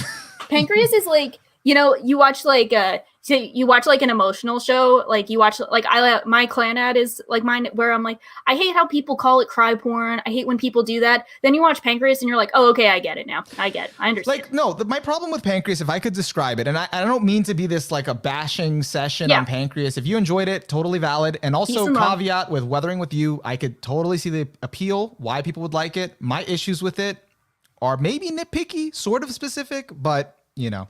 But we could talk about that another time. That'll be a fun one. That'll be the negative pod. Yeah, on what was it? I was just about to talk about Pancreas, wasn't I? Yeah. Crap. Get its ass. Oh, take it with down. Pancreas, that I felt like the last season of Game of Thrones, where you could see the strings being pulled and like the storytelling, like this part is supposed to make you cry. This part is supposed to make you feel this, like. And it was taking me out of the movie. It was like, this is purposely manipulating me to try to feel this way. And that's fine. I'm all for emotional manipulations in my show, in my shows, but I don't want to see it. I don't want to like be able to tell, you know, I'm purposely supposed to feel this way, because then it feels artificial. Then I'm like, okay, you know, and that was my issue with it. It wasn't done. It didn't feel organic. It just felt too, I don't know. Like, so we could call it's Game of Thrones season 8 without the previous seasons. Yes. Can we call it that from now on? Yes. Can that be our Game of Thrones season 8 without the previous seasons. Okay, I love this. This Pancreas podcast is going to be fire. Listen, we're usually positive, but I guess we're very wholesome. Pancreas. But we're wholesome except for right now. But I wanted to like it. I did. Panic started it. Shout out to Panic. He started it. We were trying to be wholesome. He's gonna do the group watch with us. He's gonna be one. Oh yeah, I want Panic's takes on it too. I feel like he'll be like, you guys are harsh, and we're like, no, we're not harsh enough. No, we're not harsh enough. I'm so glad that you feel the same way. But okay, getting back to the positive note. So Promare is just, I think, it's like a concentrated dose of Trigger at its best, and I love experiencing it just like. Perfect action film. I love the color palette. I love the production, the direction, the sound design. I do think there are more themes to it than people give it credit, especially its take on environmentalism and the human connection we have, which impacts the environment and our, you know, overall ecosystem. I think that's really interesting. And I think it's the perfect mixture of like just enough themes for a runtime to keep me engaged and feel like there's a takeaway message, while also being a fun, you know, over-the-top action flick. So it's kind of just like, I think it excels at everything it sets up to do, and I think it does a lot more than other people give it credit for, but maybe that's only something you pick up when you go see it in theaters 6 times because you have so much fun with it.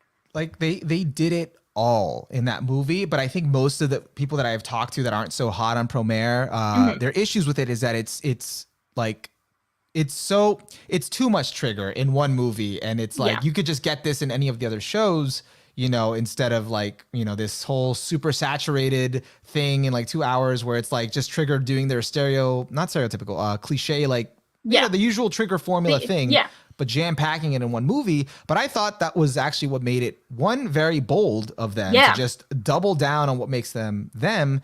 But it also helped that we were at the panel and they said afterward that we're trying to, in their words, they were trying to expand more to a global audience. Yeah. And this essentially was their channel trailer, like their teaser trailer to be like, this is who we are. This is Trigger. If you haven't watched any of our stuff before, you don't have to. You just got to watch Premiere. And that's us. That's a taste of what we're about. Yeah, and that was a once-in-a-lifetime experience, seeing Promare at Anime Expo. I'm like, if you ever... It's so cool because, like, you know, you go to a movie theater and people have fun. Sometimes they cheer. But at Anime Expo, there's like 2,000 weebs. We're all watching it on a huge screen. And you have people flipping the fuck out at every reference. Every, like, badass move. You have, like... It's like a concert almost. It was more of a concert than, like, a movie watching experience. So I wasn't sure if that was a huge sway on my experience because that was such a 10 out of 10 experience just watching it. It was good. And hearing the audience reactions as the things happen and it just... Every Gynex pose, everyone lost their shit every time. But I watched it in theaters without as many weebs. I watched it at home where it's just me as the weeb.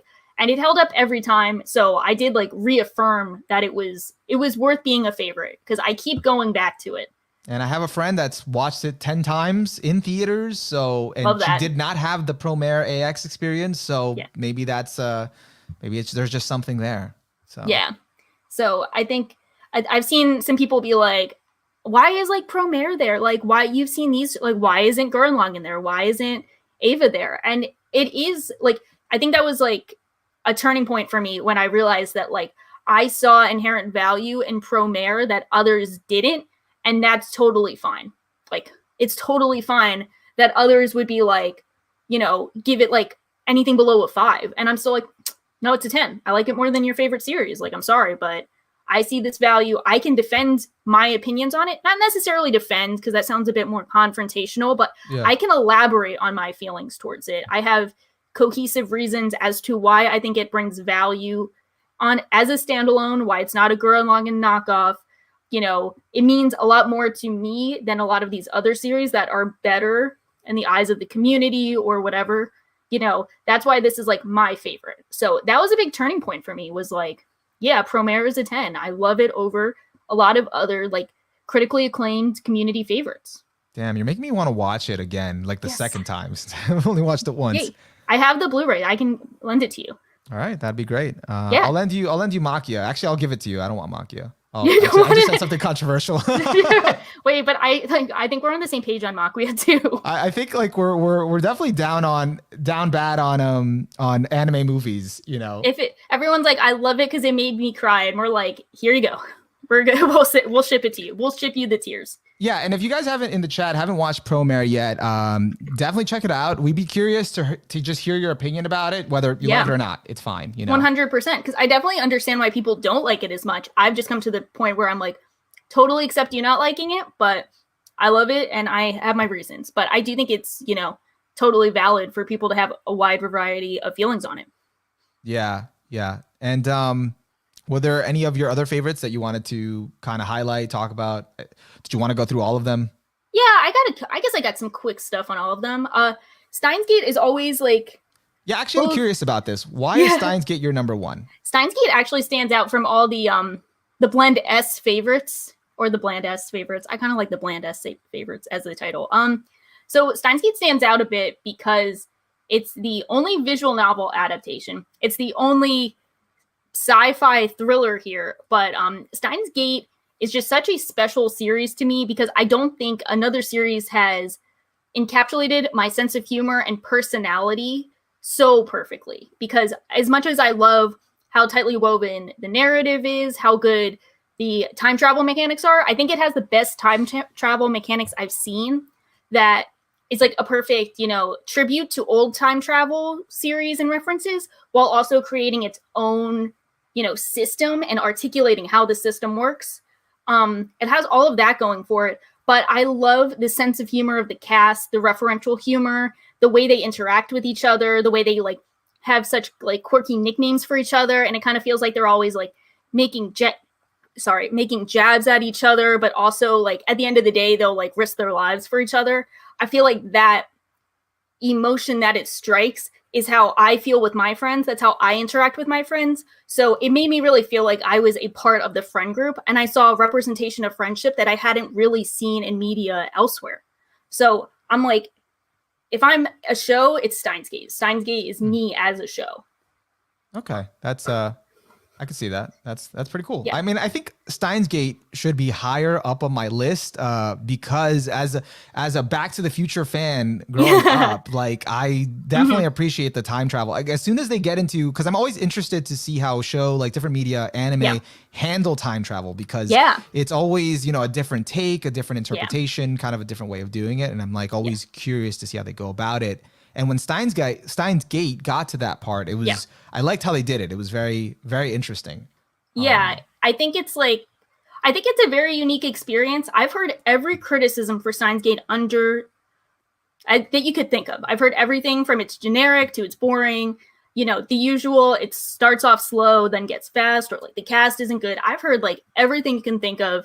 And you were into it from the first 5 episodes. Like you were already on board from the beginning, or did you also have the same like, you didn't know where it was going sort of thing? I didn't know where it was going, but I was having fun with the ride to get started. I was pretty much engaged from the get-go, even though I wasn't as engaged as I was in the second half. But then you look back towards the first half and you're like, oh yeah, that was perfectly setting it up. So I think the only time I was not engaged was like 10 minutes into the first episode, where I thought Okabe was annoying. And then as soon as he was interacting with his friends and they were all kind of like shitting on him and he was joking back, I was like, oh, he's just a weird dude who's joking with his friends. That's how I am. He's just me. This makes sense. 100% clicks. So I was like, yeah, this is just me. Before we move away from Steins Gate, me and Sha have this good dynamic going on where we've bashed Pancreas, we've come united, solidified, but now I'm going to cause a rift. I'm sorry, I have to do this. I'm not a Mayuri fan.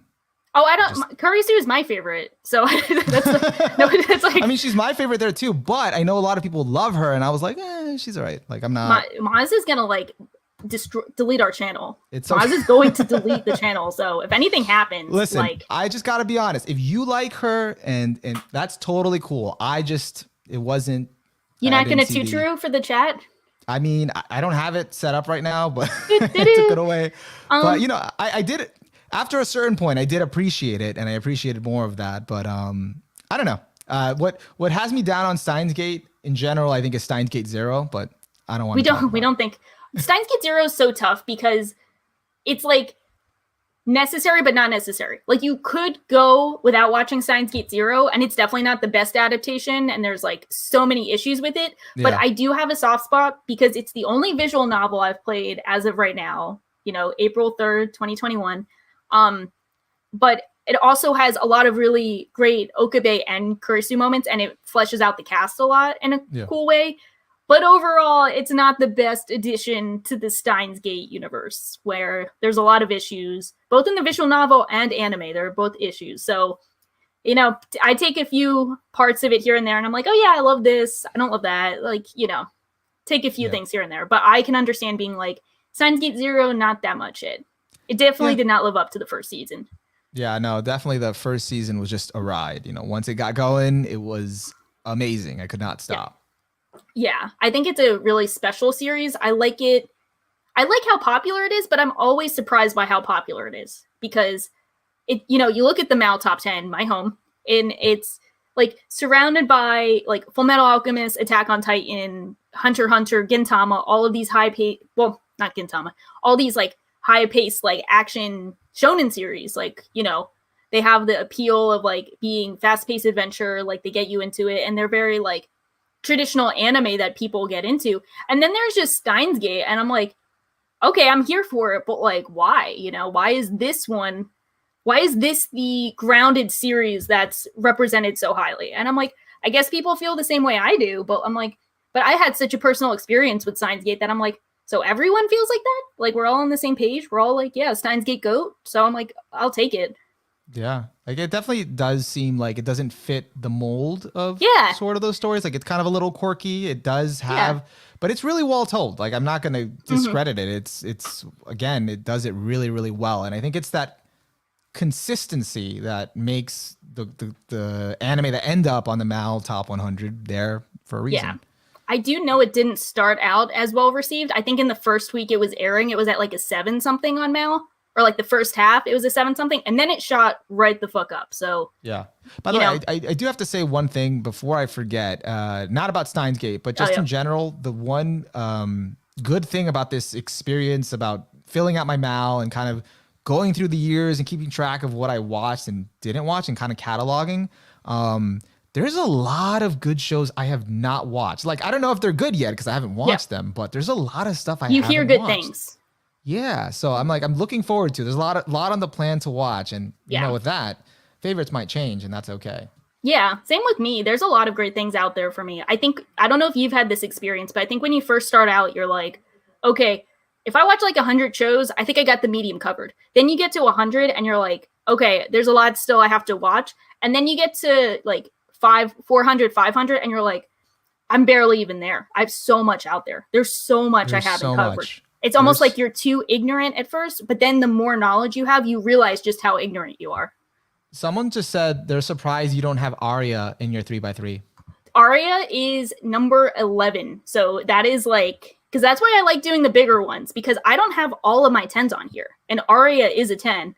But Arya is in the extended version. So Arya is number 11, best slice of life series. Very amazing series. She has too many 10s to count. I have too many 10s. Too many 10s up in here. I think I have 13 or 14 10s. Or 15. No, I have 15. Because Tatami Galaxy is my most recent rewatch 10. So I got a lot of 10s. I got some snob cred. But most of my snob shows that I've also given a 10. And I use snob in like a very... I think that's, out of context, that could seem really offensive. I'm using it like a very joking, self-deprecating way of like the snob picks, so to speak. Like, the ones that have critical acclaim that give me street cred, which is like the Tatami Galaxy Arya picks, which are like, generally more appreciated by the cultured crowd. And then you have like, I definitely got to watch those. I haven't watched a lot of the snob picks. I've realized like, man, I haven't experienced true culture yet, but I'm there. I'm getting on my way there, and that's what is interesting, because I want to see if if I'll like them. If I do, and then my taste just becomes bland, that's fine too. Yeah, I think it's definitely, some are definitely, you definitely see the appeal even if you don't feel them. Like, I think Tatami Galaxy I gave an 8 at first because it was like, yeah, this is really good and well executed, but I didn't have that connection. And then we stayed inside for like a year and a half with the coronavirus, and I was able to really resonate with the Tatami Galaxy vibes a lot more, and I appreciated it so much more that I'm like, yeah, this is a 10. This is a grower. This is it. I have not watched it yet, so that's one of the ones. That's a good one, and it's 11 episodes. You could bang it out in a day. Done. But I guess speaking of Tatami Galaxy, which ones did you want me to talk about? Because I could do quicker anecdotes about all of these. I think actually, do you like Haikyuu for any other reason, like a different reason for why I like it?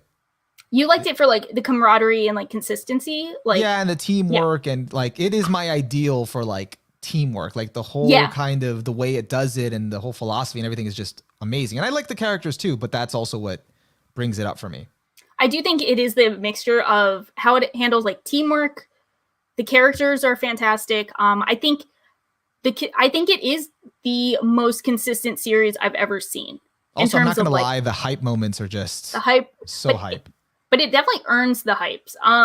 So in terms, it's like, I think it's like everything with Haikyuu. I love the way it portrays sports. I love the way it tackles the classic sports anime, hard work versus talent. I love the way it addresses the idea of passion. I think that's something I've really come to appreciate as the series has gone on is, I think the true conflict of the series is passion versus disinterest. And I think Hinata is the perfect representation of someone who is trying to, unintentionally, mind you, he inspires passion in everyone, including the viewer. And I think the way it portrays the passion of a subject matter is like next to none. And that's something that I've really taken away from it.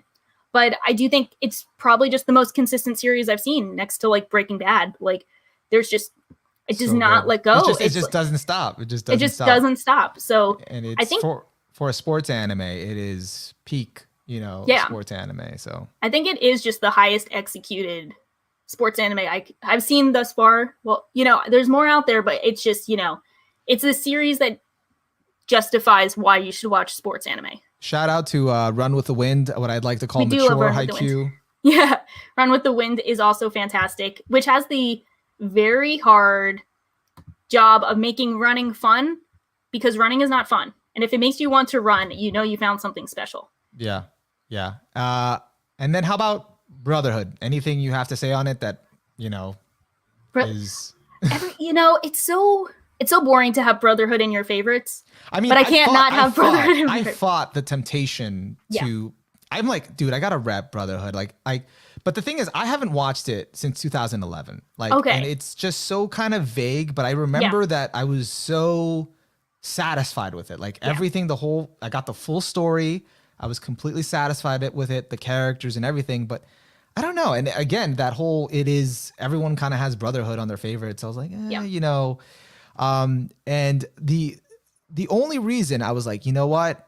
I should put Brotherhood on here is because Brotherhood saved me from my addiction to trading card games.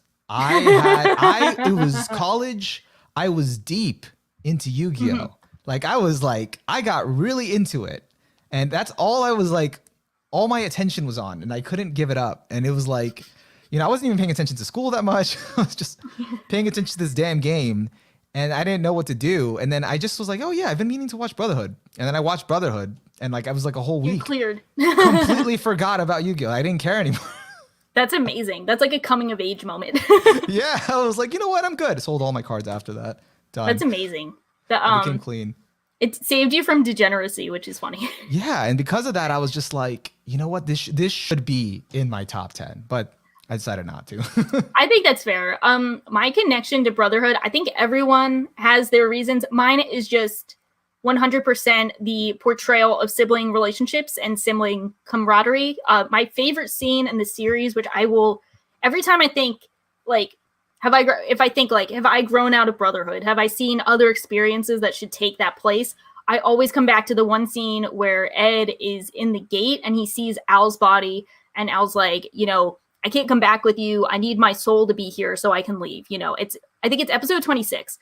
And then Ed is getting pulled back from the gate into the main world, and he pushes right back, and he's like, Al, I'm coming to get, I'll be back. I'll come and get you. And just the image and scene with the music, everything is so perfect, but it's just Ed pushing back through fate, through supernatural higher forces to try and save his brother, both emotionally and physically, is the most motivational thing I've seen. Just that absolute love that he has for Al, the dedication, everything he's willing to sacrifice and do to push forward is peak. That's just peak for me. So that scene in particular is probably my entire attachment to Brotherhood. And I like other parts, of course, but that one scene is I come back to that every time. How many times have you rewatched it? Have you? I've seen it, I think, to completion twice. I've seen parts of it multiple times, but I have seen Brotherhood to completion twice. Most recently, last year. I have not seen it enough, so I need to really revisit it, because everything you said, I did not remember. I was just you know what? I only remember one character, and that's Greed, and I love Greed is a good character. Greed is great. So satisfied with Greed's arc in that show. So Greed is amazing. Character. And actually, I like most of them, but I remember it's a great cast. Really satified with Greed's arc. So I got to revisit. Fantastic character, fantastic cast, just in general. If I'm picking, we have the imaginary medium Olympics. You have to pick one series to represent every medium. I'm picking Brotherhood. I want it to represent. I think it's the best representation of anime. Might be an outdated take for people because there are other great series, but if I have to show the merits of the medium, I'm picking Brotherhood. I'm gonna pick Evangelion. Well, I need to trick people into watching it. Just No, but that's just a good. Throw them that's down a the good rabbit one. hole. Yeah. That? No, that's a good. That's also a good one. I just I think if I wanted to pick, it's not for anime as a medium, but the representation of shonen, it would be Hunter x Hunter.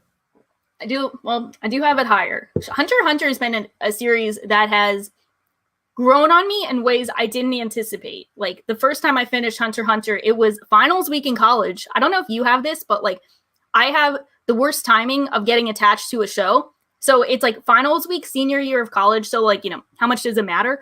I blew off studying all my exams to watch Hunter x Hunter. I just watched Hunter x Hunter in a week, watched it with my friends. Like, yeah, fuck it. We're just watching Hunter x Hunter and not studying for finals. And I mean, that sounds like me, because I blew off, vividly remember, finals week, we're supposed to be studying, and I caught up to Inuyasha Final Act, because my friend who barely watches anime, he had watched Inuyasha Final Act, and he's like, you got to watch it, man. It's so good. I'm like, no, Inuyasha was okay. Yeah. So, no. Final Act changes everything. And I'm like, okay. Ooh. And I started checking it out, and I watched the whole thing, and like, I was blown away. And then our study session became like us bonding over Final Act, and we've never bonded like this over any anime, and we're just like, yo, Final Act, Sesshomaru, Bakusaiga, and whether this sounds like gibberish to you or not, point is, we just spent like the whole session studying, just bonding studying over that. anime. So it was good. I love that. But I did that all the time. No, that sounds awesome. Go back to Hunter x Hunter, sorry. Yeah, so I finished it the first time, and like, I finished it, and I was like, yeah, like, I think this is a 10 because I really enjoyed it a lot, but like, I don't know. I have a few gripes with it, here and there. I had a few gripes, but it was mostly really fun. Then I think like 3 months go by, and I just keep thinking about Hunter x Hunter. Like, I keep going back to it, and then I eventually realized over time, like, Killua is my favorite character of all time. Chimera Ant is my favorite arc of all time. And so then I held a rewatch on our anime where you watch like one episode of Hunter x Hunter a day. And then like a bunch of people comment on it, either rewatching it or having a first time experience. And so I'm rewatching it with them because I was like providing commentary, responding to people, but also posting like screenshot of the day to kind of like facilitate the discussion. Yeah. And I'm reading like at least like 50 comments about Hunter x Hunter a day for half a year. Like, it was like a big part of my life where I'm like invested in the series and others' experience with it. And I think for some other series, that would probably make me feel really burnt out. Like, I'd be like, okay, I'm good now. Like, I don't want to talk about this again. But I was just having so much fun seeing others' reactions to it, positive or negative, having my own experiences with it again. And I've just like had consistently more fun with it every time I've watched it. I've seen Hunter x Hunter beginning to end 4 times. So. Wow.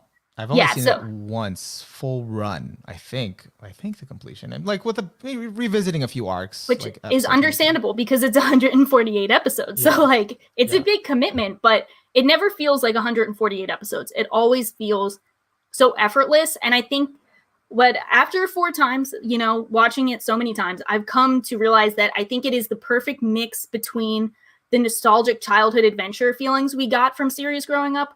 Yeah.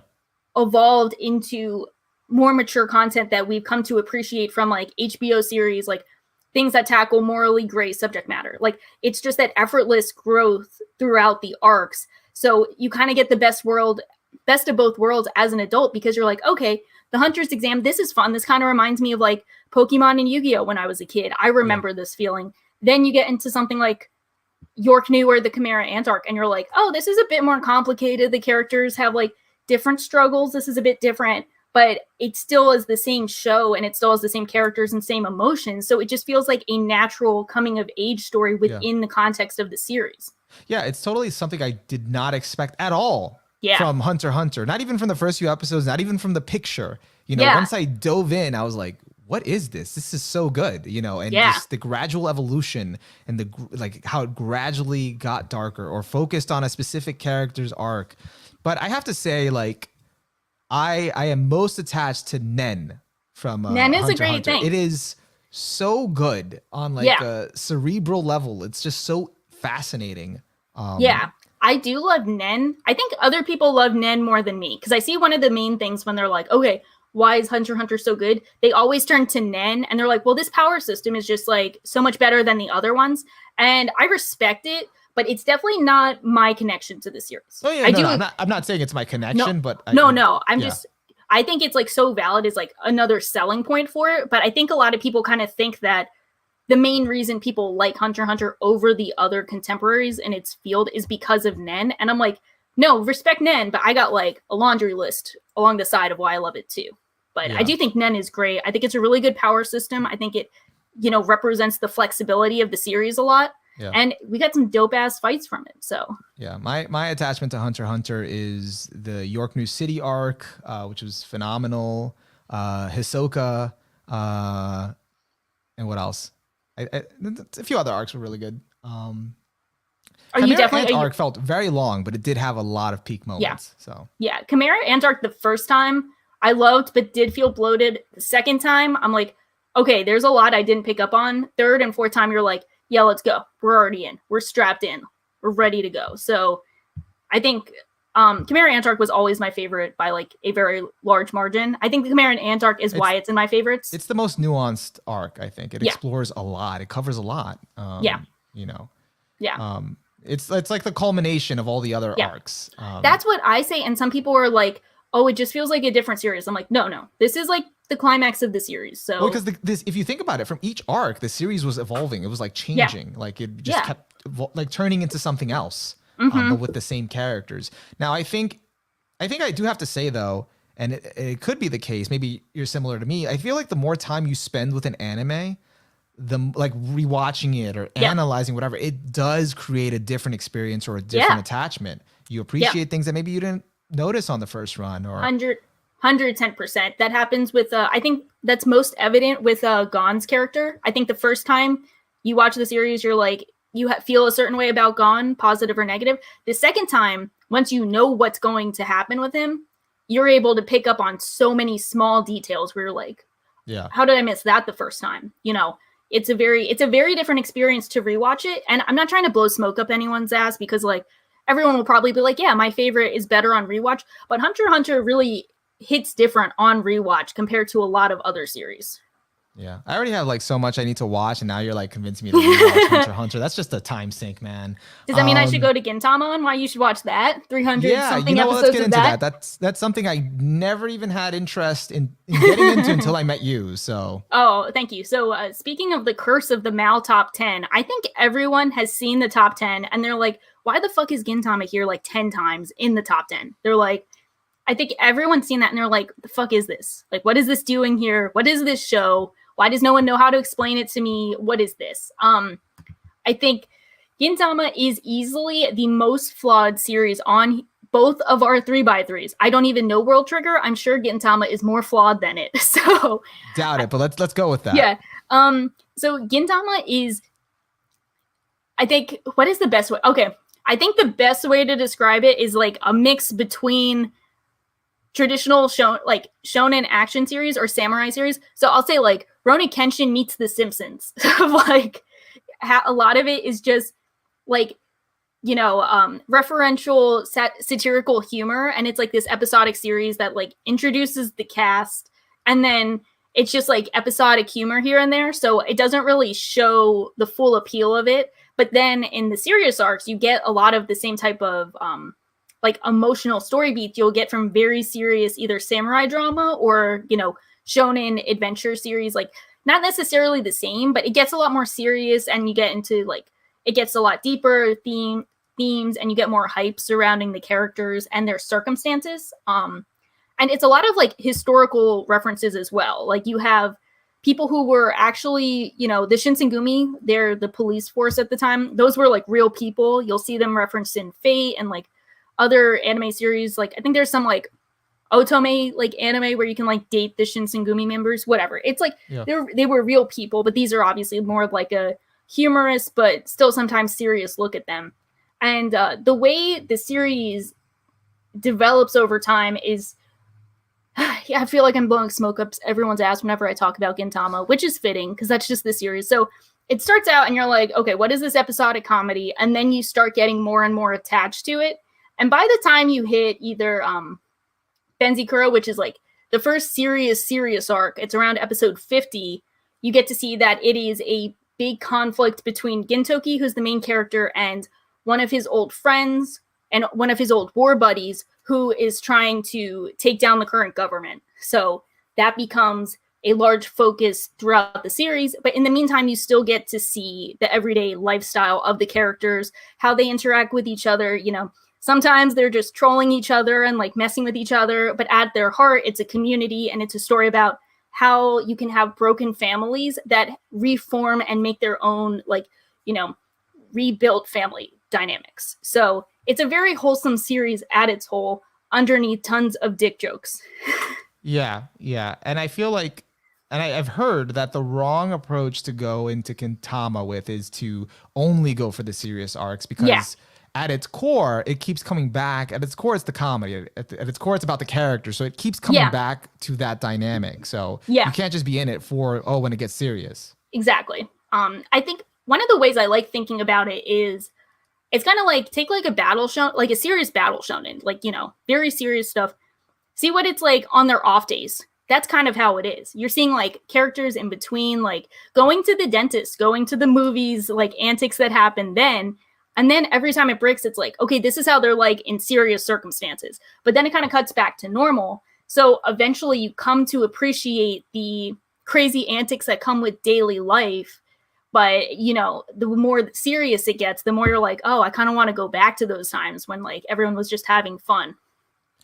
Gotcha. So you have to get really invested in the characters first. And then once you're invested in that dynamic, then it makes it all the better. This might be really reductionist to say, but is it like the Pulp Fiction of anime? That's an interesting comparison. I don't know. I would love to say that, but I don't know. Not because like Pulp Fiction's like scenes are like focused though on something. So they're not like probably having an off moment, but a lot of them though a lot of those scenes do seem mundane. So that's why I brought it up. I'm trying to think of a good comparison, but like it's so tough because none really exist. It's really kind of like, it really is kind of like one episode they'll be mocking each other, and then the next one you get like this really wholesome slice of life episode about like the main girl Kagura getting an umbrella and, you know, going around trying to be like this stylish girl and then feeling let down, and then Gintoki and Shinpachi, who are like her new family, coming and reassuring her. Like, you really don't know what you're gonna get. I guess it's like life is like a box of chocolates. Oh my God, Forrest Gump. Someone in the comments said Gintama built like South Park. Yeah, it is like South Park humor. With serious arcs. Yeah, that's why it's like South Park humor, and then you get like, imagine if it goes like South Park humor, and then you get like a serious arc up from like, I don't know, like Naruto or something. But like, it's interesting how they go to that and how they progress. I will say, I went into Gintama with the intention that I'm going to finish it no matter how I felt. I was curious and I wanted to know what happens. So I wasn't really like, when does it get good? Because I was like, I'm finishing it. I'm going to finish it. But it gets good for everyone at different points. There are a few consistent spots, but there's no like turning point. There's no Steins Gate episode 12 where it's like completely different. Yeah. So it's just the consistency of kind of what it is. Yeah, I do think, though, if any series is worth the payoff and feels completely different from the payoff, it's Gintama. I've never seen anything like Gintama payoff. I think the payoff is like peak storytelling in the medium. It's such a once-in-a-lifetime experience, and it makes everything that happens before then worth it. I did find the stuff before then worth it anyway, but in retrospect, it all works. So you thought this was a 3x3 showdown, but really this was us recommending our favorites to you. That's what we're doing here. We're trying to get you to watch our favorites tonight. Let's go. Yeah, exactly. Okay. Yeah. I feel like unless you want to keep talking about the other favorites, I mean, I feel like I feel like Monster is pretty self-explanatory. If you've watched Monster, it's just really good. Unless it's go ahead. Yeah, I guess Monster, everyone knows to watch Monster if they can. Watch Monster. I will give the Maru Penguin Drum shout out because that one. Yes. That doesn't get enough love, I think, right? No, it's not totally obscure, but it's a bit more obscure compared to other series. It is, to me, I don't know if you feel this. Sometimes I feel like a lot of the, I'm trying to think, a lot of the snob shows, like the more elitist shows, like when they rely overly on symbolism, it can be a bit hard to digest. So, you gotta like, you can't recommend it to an average person, so to speak. Like if someone if a series has like a unique way of telling its story, or it's very symbolic heavy, you kind of got to be like, hey, like it's not really straightforward. You got to give them warnings. I think Maru Penguin Drum is the perfect mix between symbolic storytelling and straightforward mystery. So I think it's a really good experience, especially for people who might not want to just jump headfirst into Serial Experiments Lane, or they don't want to just jump right into the deep end of something that it's like symbolism starter pack, symbolism light. I kind of feel like that, and I think we should do like that, like recommendations of where to start if you want to get more into anime symbolism. Like start here, build up to Lane. Yeah, exactly. And I think it's a really compelling story and mystery at its core about family, fate, how society copes with loss. And I think it's a really fun, but also emotional and thrilling series. So I think it's very well executed. I have not watched it.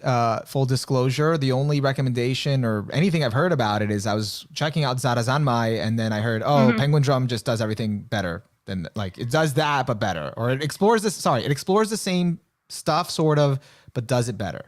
I think Ikuhara, I've seen all the main Ikuhara works, so Utena, Penguin Drum, Yurikuma, and then Sarazanmai, and I think out of the 4, 3 of those really deal with gender identity and sexuality, as well as like society overall.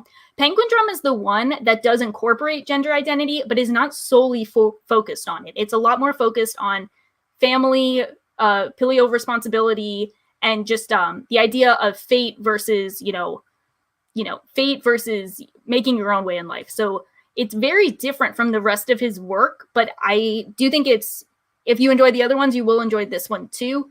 I don't think it's too similar to Sarazanmai, but if you enjoyed a lot of the like symbolic visual flair of Sarazanmai, you'll definitely enjoy that in Penguin Drum. Okay, got it. Yeah. Well, it's somewhere on my plan to watch, I guess. I have to check it out. I have to cover all the snob anime. I need to know. I need to just know. It's not on the pretentious Weebs starter pack. The meme of that. It's not on there, but it should be. I mean, like part of sometimes why I check out anime, and I don't know if this is similar for you. Sometimes I just kind of want to understand. Like, that's how I started Gintama. A bunch of stuff to just understand what's the hype around it. And I guess maybe it's just a human thing. It's just kind of like curiosity. Yeah, like I just kind of want to go through all the must watches to kind of really understand what's the hype. Like, why is it so popular? And that's kind of just like, why is this considered a masterpiece? So like I still have to get on that. Legend of the Galactic Heroes. So. Me too. I still have to finish it. I started it, but I didn't finish it. I'm sure that's wonderful. I like it from what I've seen so far. But I also want to call out Daya's comment in the chat here. It says, I think the comedy of Gintama comes from how its humor builds upon itself. I didn't think it was funny at first, but did later on, because part of the humor comes from knowing the characters. Yeah, I don't think the humor for me, I didn't find the humor surrounding like referencing other series as funny as I found the humor based on the characters interacting. Like one of the things that stood out was this is my joke. This sounds bad. I always say Gintama is a love story between masochists and sadists and how they interact. But there are so many characters who are like, their thing is being a sadist or being a masochist, and you see them in separate parts. And then there's like one episode where they like come together and like you have the main sadist and the main masochist like bonding over something. And you're like, this is like the funniest, the funniest interaction we didn't know we needed, but here we have. That's such an interesting pitch. It's like, it's either turning people away or turning people towards it. I'm not sure which. We'll find out. Yeah. Or turning people on. Yeah, exactly. In a weird way.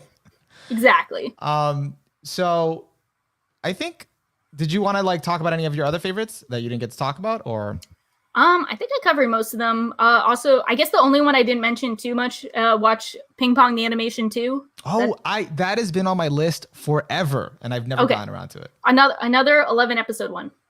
Okay, I gotta get to it. So another representation of the snob. It's part of the 4 S's, snob and sports. So I got 2 of those in one box. Yeah. It's like blend as bingo. So I got 2 in 1 with that. Ping Pong is interesting because it is the shortest series here, but I think it does a lot more than other series in general. Just in 11 episodes, it's a like wonderful experience. And have you seen any Yuasa anime? Devilman Crybaby. Okay. And I think that's it. Okay. Actually, yeah, I think Yuasa is another great director. I think his 2 best are Tatami Galaxy and Penguin Drum. No, that's Ikuhara. Ikuhara. Yeah, Ping Pong and Tatami Galaxy. Definitely the 2 best Yuasa anime to me. You watch both of those, I think you got him covered. You can watch the rest. You can. Like he has. I've seen an episode of Eizouken, but that was kind of about it. Eizouken is great too. I just think Ping Pong. Peak Yuasa is Ping Pong, and the other one you said. Ping Tatami Pong Galaxy.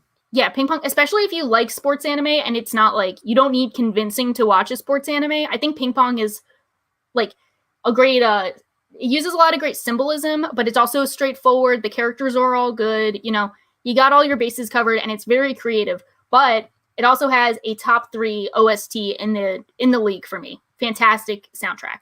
Okay. What's his name? Kenshi Uno? Oh, I think I know who you're talking about. I don't know. I don't remember. The guy who did, I feel bad. He's like my favorite, and I feel such an asshole. So he does the soundtrack. He also did A Silent Voice, Liz and the Bluebird, Devilman Crybaby. He's done so many great soundtracks, and this was the first I heard from him. And the sound design is like specifically perfect for how it like plays into the story. Like one of the tracks he has, the percussion instrument is ping pong balls being hit back and forth. Like wow, like that's so cool. So like tailored, like really to the experience. It's like next level. So I mean, I really love soundtracks, and if a soundtrack is like next level, it'll probably be a favorite. I'm like the opposite of a soundtrack snob. I'm like a soundtrack noob. Like I don't really know enough about soundtracks. I've come to appreciate more soundtracks now as I've been making videos and I need like good music. And I'm like, oh, I see how that creates that effect. That's great. I'm like Kensuke Ushio. Kensuke Ushio. I'm an asshole. Thank you, Chad. I love you. Thank you, Dia, my goat. Yeah. So I'm kind of backwards. I like songs more if they have a good music video, and I like anime more if they have a good soundtrack, even though one is like an audio medium and the other is like a visual medium. So I'm a backwards person. If a show has a really good soundtrack but like less than stellar animation, I'll probably like it. Yeah. I'm backwards. I have friends like that too, that like they'll just get hooked on a show or will forgive it like just for the soundtrack, or just remember it a lot for the soundtrack. They put a lot of weight to the soundtrack. Meanwhile, I'm like, oh, it had this soundtrack? Huh. Okay. Yeah. A lot of people are like that though, where like they won't remember the soundtrack. And I think that makes sense if it's like an average soundtrack. Like I think that's fair. The only soundtrack, well, I have a few now, but like the only soundtrack that's like burned into my head is Darling the Franxx, because when I was doing Darling the Franxx videos, I was using all the songs and I was like listening to them. So when it plays, I'm like, it's just burned into my head. And also Crybaby, Devilman Crybaby too. Oh yeah, but that one is like a stellar soundtrack because that was like a specific time period and like. No, but it's only because I used it in a video and I was like going through the whole soundtrack. So now I'll watch a Giguk video and I'm like, oh, he's playing the Devilman Crybaby track. Oh, Ava, you know.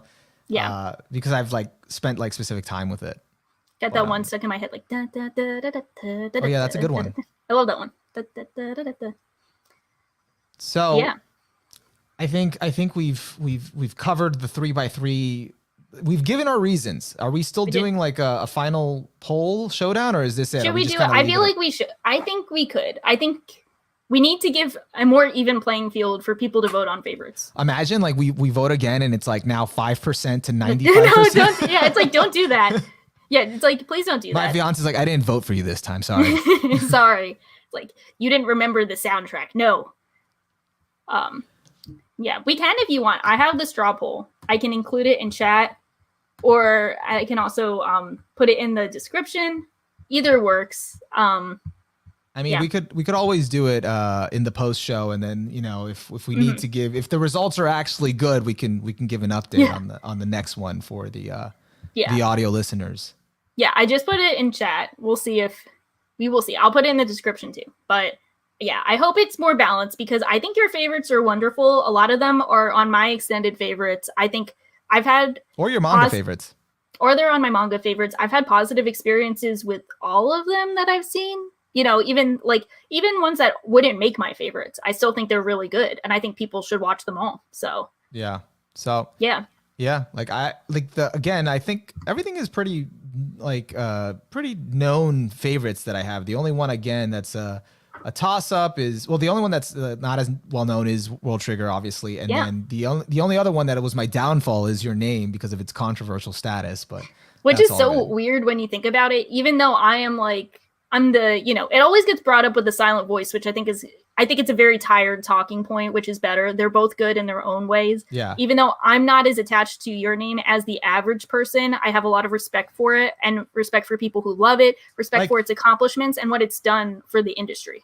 No, yeah, definitely. I feel like Evangelion is like the overrated, like, but representative of snobs kind of overrated. And then your name is overrated, but representative of normies. Like, like people that, they haven't watched enough anime. That's why they think it's good.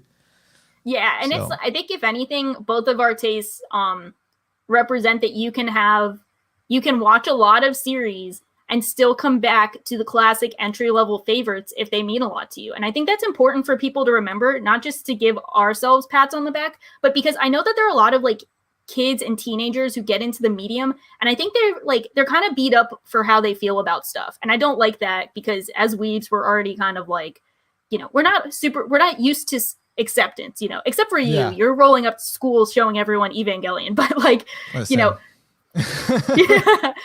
But like, we're not used to like kind of acceptance. So I think we should be more accepting of people's favorites in general and the reasons that they have them as favorites, no matter how many anime they've seen, no matter how many better anime are out there. Like, if they mean a lot to you, that has inherent value, and everyone should respect that. And you should respect that about yourself. Yeah. And I mean, like, it's also just interesting, like, you know, trying to figure out why something is someone's favorite, and they can articulate it like to you and tell you like why, like, it's just interesting hearing the other perspective as to why they like it or why it resonated with them. And you kind of compare like why that didn't resonate with you and why that resonated with them.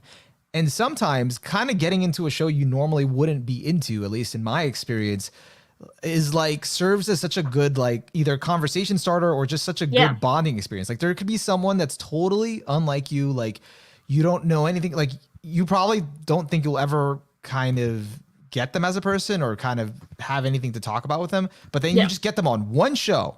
All it takes is one show that they really like and that you kind of, moderately got into, and that's all it takes. And then you have this, I don't know, it just creates this whole like bonding experience. Exactly. Yeah. And I think that's awesome. I think it's so cool that that's like also like a utility of 3x3s. Like, you could say this is a show, someone recognizes it, and you get a conversation that you might not have had otherwise. Yeah. So I think with that, we've kind of talked about everything. This was the Showdown. We unfortunately don't have the results. I don't know when we'll have those, but we're not going to make everyone wait for them. Yeah. I mean, we talked about it. We talked about scores. I think, going forward, I have, at least I'm relieved that I know how many anime I've watched. And I know how many more I have left that I haven't watched. So I think it should be interesting to kind of explore those. And who knows, maybe my favorites might change, might not. But it's good to know, like, have a visual representation of it. I never thought I would go and make a Mosaic, but here I am. I have one now. So hopefully this is not the beginning of the end. Hopefully you'll feel compelled to make more, and I'll get you on another anime related addiction like trading cards. Yeah.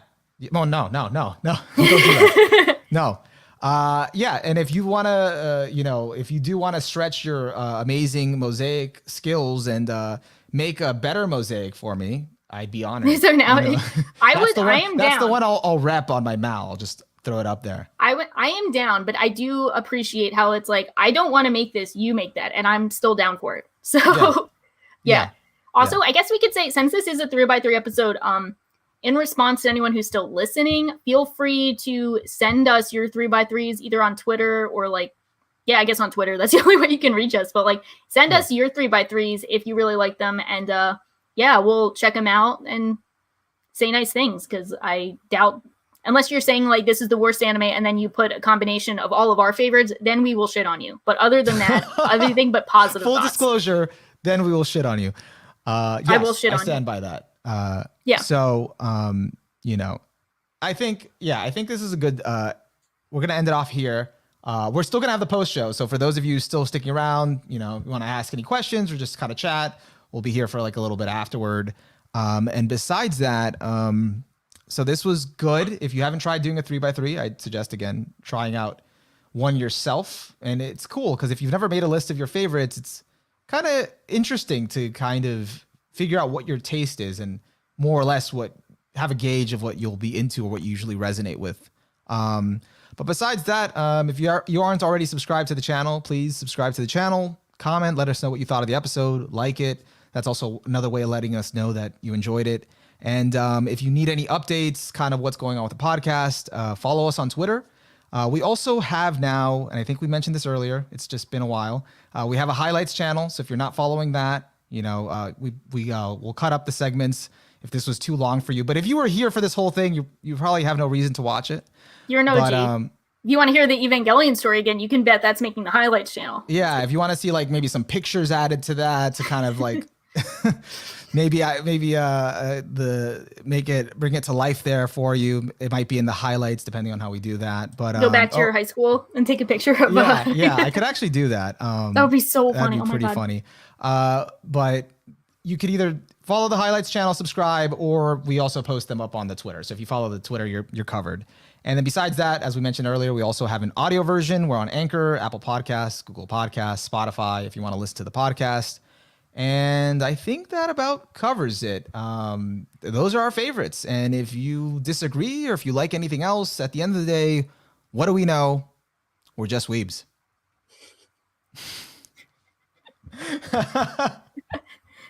I was gonna be like, it's like you tell it if you like it or not. We don't care.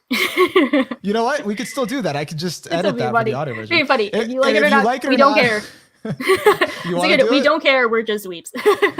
And and those are our favorites. And if you like it or not, it doesn't matter. We don't care. Because after all, we're just weebs. Like it or not, we don't care. We're just weebs. And if not, I could just re-record this after in a more mean-spirited, epic way. But yeah, that's about it for the podcast. Let's get into the post show. Woo-hoo. So anyone that's still around, any questions, anything you want to talk about, cover anything we didn't cover about favorites, you want to hear us bash on Pancreas a little more, let us know in the chat. I did not know that you disliked Pancreas as much as you did, but I feel very happy knowing this information. It's nice to be validated. Yeah, especially okay, I'm just saying I can get liking Pancreas, but you cannot tell me that deserves to be the 69th best anime of all time. I don't care. You cannot tell me that. Yeah, I don't know. I don't really agree. I didn't think it was that good to be up there. I was surprised, but hey, maybe the emotional manipulation worked. Someone did mention that Anohana earlier in the chat. Anohana sort of does the same thing, and maybe that's why it didn't resonate with me personally that much. I think. Do you have the thing? Okay, first off, this is a question I had that I was wondering mid-show. Do you have any series that would be considered the emotional manipulation crybait shows that you do like? Yes, actually, I think the only one that's coming off the top of my head, I'm sure there's another one that's more representative of this, is Nagi no Asukara. Okay, I'm not sure if that one, I've never heard that one in that same boat, but it is like kind of close. So I see that one. I it's like that one like a tear-jerking show. Yeah. It's a feelsy sort of show. Yeah. I definitely feel that. I think that there's such a wide range of shows that could be considered, tier bait shows. It's such a wide thing because you have people who will call a silent voice that, and I'm like, I don't think that fits. I mean, I cried, but I don't think that counts as a tier bait type of show. What is that doing up there? So I think it is a very wide range of series that could qualify for it. Yeah. But I mean, when I think of the ones that are commonly mentioned, along with the Anohana, Clanad, Your Lie in April, I guess Pancreas now. I'm putting it up. I don't know. I feel like a silent voice, I guess I could see how someone could argue that or feel that way. But the thing with a silent voice is it actually, the plot, the way it's written, it actually justifies, the subject matter is heavy and it's bullying and it's then you're just questioning why the movie was made at that point. Yeah, I think it is definitely in the eye of the beholder. Because I guess you could argue that more, the tear baiting things for stuff that's purposely melodramatic. Yeah. I don't. But then anyone could say well, I think the writing was justified the emotional aspect. Someone could say that for Pancreas, and I'd be fair enough. I don't agree, but it's like you could say that for so many series. So, I mean, I generally don't like calling things cry porn. I think there are just like melodramatic shows that I don't agree with. But like, I mean, I think it's always tough. I think my pick that I always like is Clannad. I think it justifies everything. But that's like I haven't watched it, so I can't comment. Oh, you haven't? No, oh, that's interesting. That and After Story are definite. We covered that last week in the stream that they were saying like I have to watch it. So yeah, you know, if I don't cry to that, apparently I don't have a soul. So we will find out. I think it's because you'll often see Clannad compared to something like Anohana, but I think the main difference is Clannad After Story does feature adult life, and I think that is a huge difference between stories that take place in middle school, high school, whatever. And for us, I mean, I don't know about you. I like high school stories when they're like, when I think they're well done. But there are some shows I watch and I'm like, bro, I'm too old for this. I cannot go back. I am too old. I cannot relate. Sometimes, yeah. Yeah. And, but Clannad's the one where like, I vibe with the high school part and I vibe with the post-high school part. Amethyst pointed out that Pancreas is still number 72 on Mal right now. I think that is justice. All right, guys. For me. Let's 1 out of 10 bomb it right now. Let's get, no, I'm just kidding. Don't do You're that. Right. You're gonna be let's see. Can you imagine? Dia says, says, I get how people could think that about Clannad, but man, I think it's so much more than that. It's a story that is so close to my heart and honestly improved my relationship with my dad. Huh? Same. That's yeah. nice. Same. I think Clannad's like the one story where I do have some issues with it, but it has had the most important impact on me out of like any anime. And then Drax comes in and says, Clannad is kind of dull. It's not going to make you cry, especially when today's standards. Well, thanks, Drax. That's like really funny. Well, it will be interesting to see what you think about it because you are a seasoned anime watcher. You're not 15 and you are like at a point in your life where it might not hit as much as it might for other people. So you're kind of like the perfect test subject for it. I'll find out. Maybe I got to do it. Maybe that'll be the homework for one of the podcasts, Clannad breakdown, episode. I'll give you the Clannad and you give me another show and we'll compare. Right. I'll think about it. You just got to tell me what you haven't watched yet. Probably a lot, but it's an interesting one because I would definitely be interested to hear what you say because I feel like it would because I watched it semi early on, like first 100 series early on, but if it can hold up for you in the 500s, I think that's impressive. The only Key show that I watched when I was a lot younger, because Clannad is by Key, right? Yeah, like the Key visual novels. Yeah, is Air. And you saw Air? I was expecting Angel Beats. No, I did watch Angel Beats. I did. But I don't know. Did I cry to Angel Beats? Like, I guess I did not, but I laughed at Angel Beats a lot. Angel Beats is funny. I laughed at Angel Beats. I remember more of the funny scenes. Me too. Beats, especially with the classroom and the guy hitting the roof. Yeah, when they had the desk chairs. dying. Or when like everyone just jumped out the window and the one guy went backwards. Like it was just TK. Yeah, I found him hilarious. So I remember those scenes more than I do. But I don't know. A lot of people are like emotionally attached to Angel Beats. I'm not too much. Yeah, same. But Air was like one of the like 2006, 2005 ones. Like one of like when Clannad, Canon were like kind of big. And that one, like 14, like that one broke me. And I think about it now and I'm like, no, it shouldn't have broke me. It was stupid. But now I'm just like, but during the time, it made me want to quit anime. I was depressed. Not bringing that one into class. It's funny that Cafe Taro 10 said, what do you think about Origairu? And that was the show that I had in mind when I said, I am too old for this. So I feel like subconsciously called out because I didn't want to say it. But when I think of Origairu, I respect it. But at the same time, I'm sitting there like, oh my God, I've been out of high school for 10 years. I don't care. I'm sorry, I don't care. Are you talking about the recent season 3 or are you talking about just all of it when it was airing? I didn't see season 3 because I wanted to rewatch it. And then I didn't rewatch it because I didn't feel like it. So I didn't see season 3 yet, but I heard complaints about season 3. I did the opposite thing to you. Oh. I felt like I want to rewatch it before I get to season 3 because it's been 5 years. I watched it when it aired. I don't remember anything. Yeah. I want to rewatch it first. Didn't get to rewatch it. Season 3 came out. I was like, fuck it. And so I watched it and I was like vaguely like trying to piece together what's their dynamic again? How do they know each other? And I feel like I couldn't fully appreciate what was going on because I just barely remembered all the context from the previous and the development from the previous 2 seasons. Yeah. But I think most people also, again, have complained about season 3 and felt like about it. I mean, I like the ending. It was good. But I don't know. I heard complaints from like hardcore fans about season 3. So I feel like season 3 is not showing Origairu at its best. I don't know if you feel like this. I feel like I respect the themes behind it and what it was like kind of trying to achieve. But then some of the way it's handled was just like either a bit too like pandery or just a bit too immature and a bit too dramatic in the context of it. And it is like, if I watched it when I was like right in high school or right out of high school, I could be like, yeah, these fake relationships. Why can't people just be like how they are? We always have to put on a fake front. Now I'm just like, I really don't care.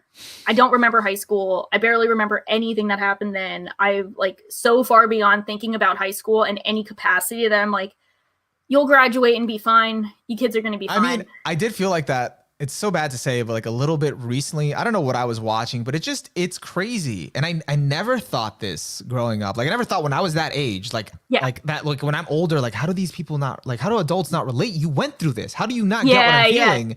But now that I'm older and I look at the kids or I even look at the high school kids in anime, I'm like, be fine. Like you'll be good, kid. I'm forgetting and finding it harder to relate because again, when you're a teenager, what you lack is perspective.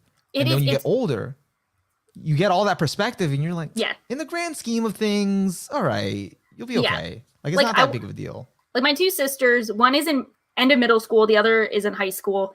And I just want to tell them like, look, I didn't believe anyone when they told me, but like once you graduate high school, it's like your world and perspective grows by like 2 to 3 times what you currently have. You don't even know what's out there. You're going to look back and you're going to be like, I was in a cave. Now I have the whole world at my disposal. You know, it's just so different. And I do think it is impressive when a anime series can capture the magic of high school in a way that does make us appreciate it. You know, like K-On! Takes place in high school, and I never got that same grating feeling of like, oh my God, it's high school. Because I think it captures the fun of being in a friend group and having fun in high school really well as some of the bittersweet emotions of graduating and moving on. So, you know, there's 2 sides to it. It's not like we're immune from enjoying high school series. It's just, it takes a lot to really capture those feelings in a way that we resonate with. Yeah. And we've got a comment here says, Oregairu still connects to me because people are still fake in real life. Certain job fields are just an extension of high school dynamics and not the good kind. And, you know, if you still resonate, I think that's still pretty valid with it. I think there's still something about, you know, I think a lot of the things in Oregairu that talk about isn't just pertain to high school. It does extend to kind of those relationships after high school. But I think just the setting and kind of what they were going, you know, through. And it's like, I don't know. And I'm just speaking for myself. It's just a noticeable like shift in perspective or mindset that wasn't intentional. I'm just happened to find myself in now. It's like, oh yeah, okay. You know, it's like, it's not that big of a deal, but. And I definitely connected to some aspects of Origairu more than others. And I do think it's something that can pertain to post high school, but I think the circumstances are very different from high school circumstances. So, you know. Actually, the one thing I heard about Oregairu, which again, I just don't remember. And I don't even think I was in tune with the community fan reception back when it was airing, is that like, I think season 2, people were not happy with, like it was a dip. It's a controversial season. It's either like makes or breaks the series for people. Because I liked season, I vaguely remember, but I think I like season 2 better than 1. So I don't know. It's one of those things where you find out like, oh, this was actually bad and people didn't like it. I'm like, and I don't know why. Yeah. I don't know if you happen to know. So I think people like season 1 because it was a nice like comedy but dramatics, but it didn't take itself too seriously. And then season 2, everything was like a lot more serious, a lot more, you know, there were a lot more subtle, like behind the scenes kind of emotions being explored. And I think people either didn't like how they handled it or they didn't like the turn, but it's not like universally hated. A lot of people are like, it's just like a very polarizing season. I think some people are like, yeah, this makes it a masterpiece. And other people are like, this ruined the series for me. So it's just a very polarizing season. It's just because what? It's just different? It like just changed the tone, changed the changed the focus, changed everything. So like for a lot of the people who were on our boat who were like, I can't hang with high school drama, they're like, okay, this is too much of it. They're taking it too seriously. They're making it too, they're not communicating it well. They're not portraying it well. It's just like taking itself way too seriously over a subject. You're gonna hate season 3. Doubles down on that then. Yeah, and some people like the lightheartedness of season 1 more. I've so far removed from it. I can't really remember, but I tried reading the light novel briefly while season 3 was starting to just kind of get like a taste. Like I was like, oh, maybe I'll just read the light novel and get more of, what I did like of the first few pages. I didn't read a lot but I think this is the advantage of the book medium is you get more of the main character's inner thoughts. So he monologues a lot in his own head and he comments on a bunch of stuff and he's like very referential too, like references all these things. So it's kind of, it's an interesting, it's I don't know. It added a little more that you don't get in the adaptation. Yeah, I read that somewhere. Someone told me that they cut out a lot from season 2, which has really important context to how the characters act in season 2. And thinking about it, I was like, yeah, if I read this, I feel like I would feel a bit differently about everything. So I don't know.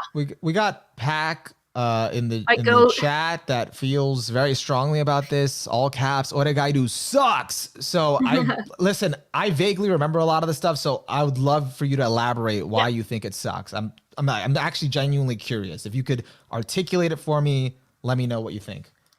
And then Daya says subsequent seasons of any show tend to be higher rated because the people watching it were already fans of the season, like Gintama. But yeah, I think people are definitely more hit or miss on the second season of Oregairu, but I don't know. I feel very like I will rewatch it at some point, watch season 3, just like mark it off the books, but I don't feel like too passionate about it one way or the other. Like I'm not going to like go at someone who's a fan of it. I'm not going to be like, I'm not going to defend or attack it. I'm just like, it happened. We lived. Bada bing, bada boom. Yeah. Let's see. Have never seen an anime adaptation of a light novel that was better than the original. You lose so much more going from novel to anime than going from manga to anime. Yeah.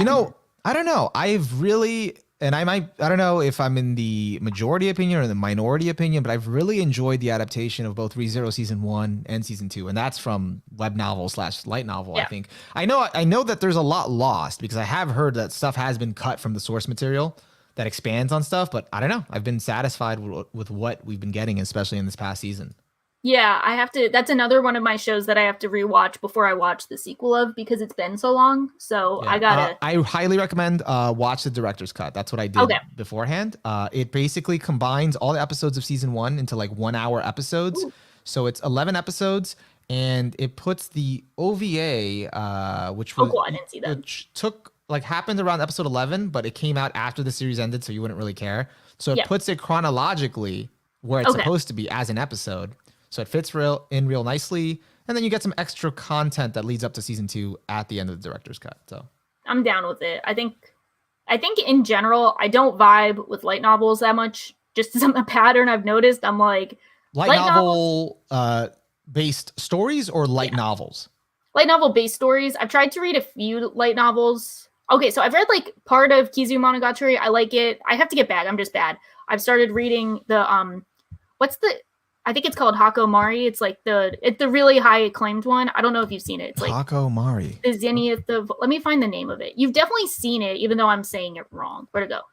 And then in the meantime, I got a message from Tom. I have that feeling with MHA. I love the world building and themes it has, but whenever the focus shifts to the slice of life kid stuff, I get less and less interested as I feel so far removed from it.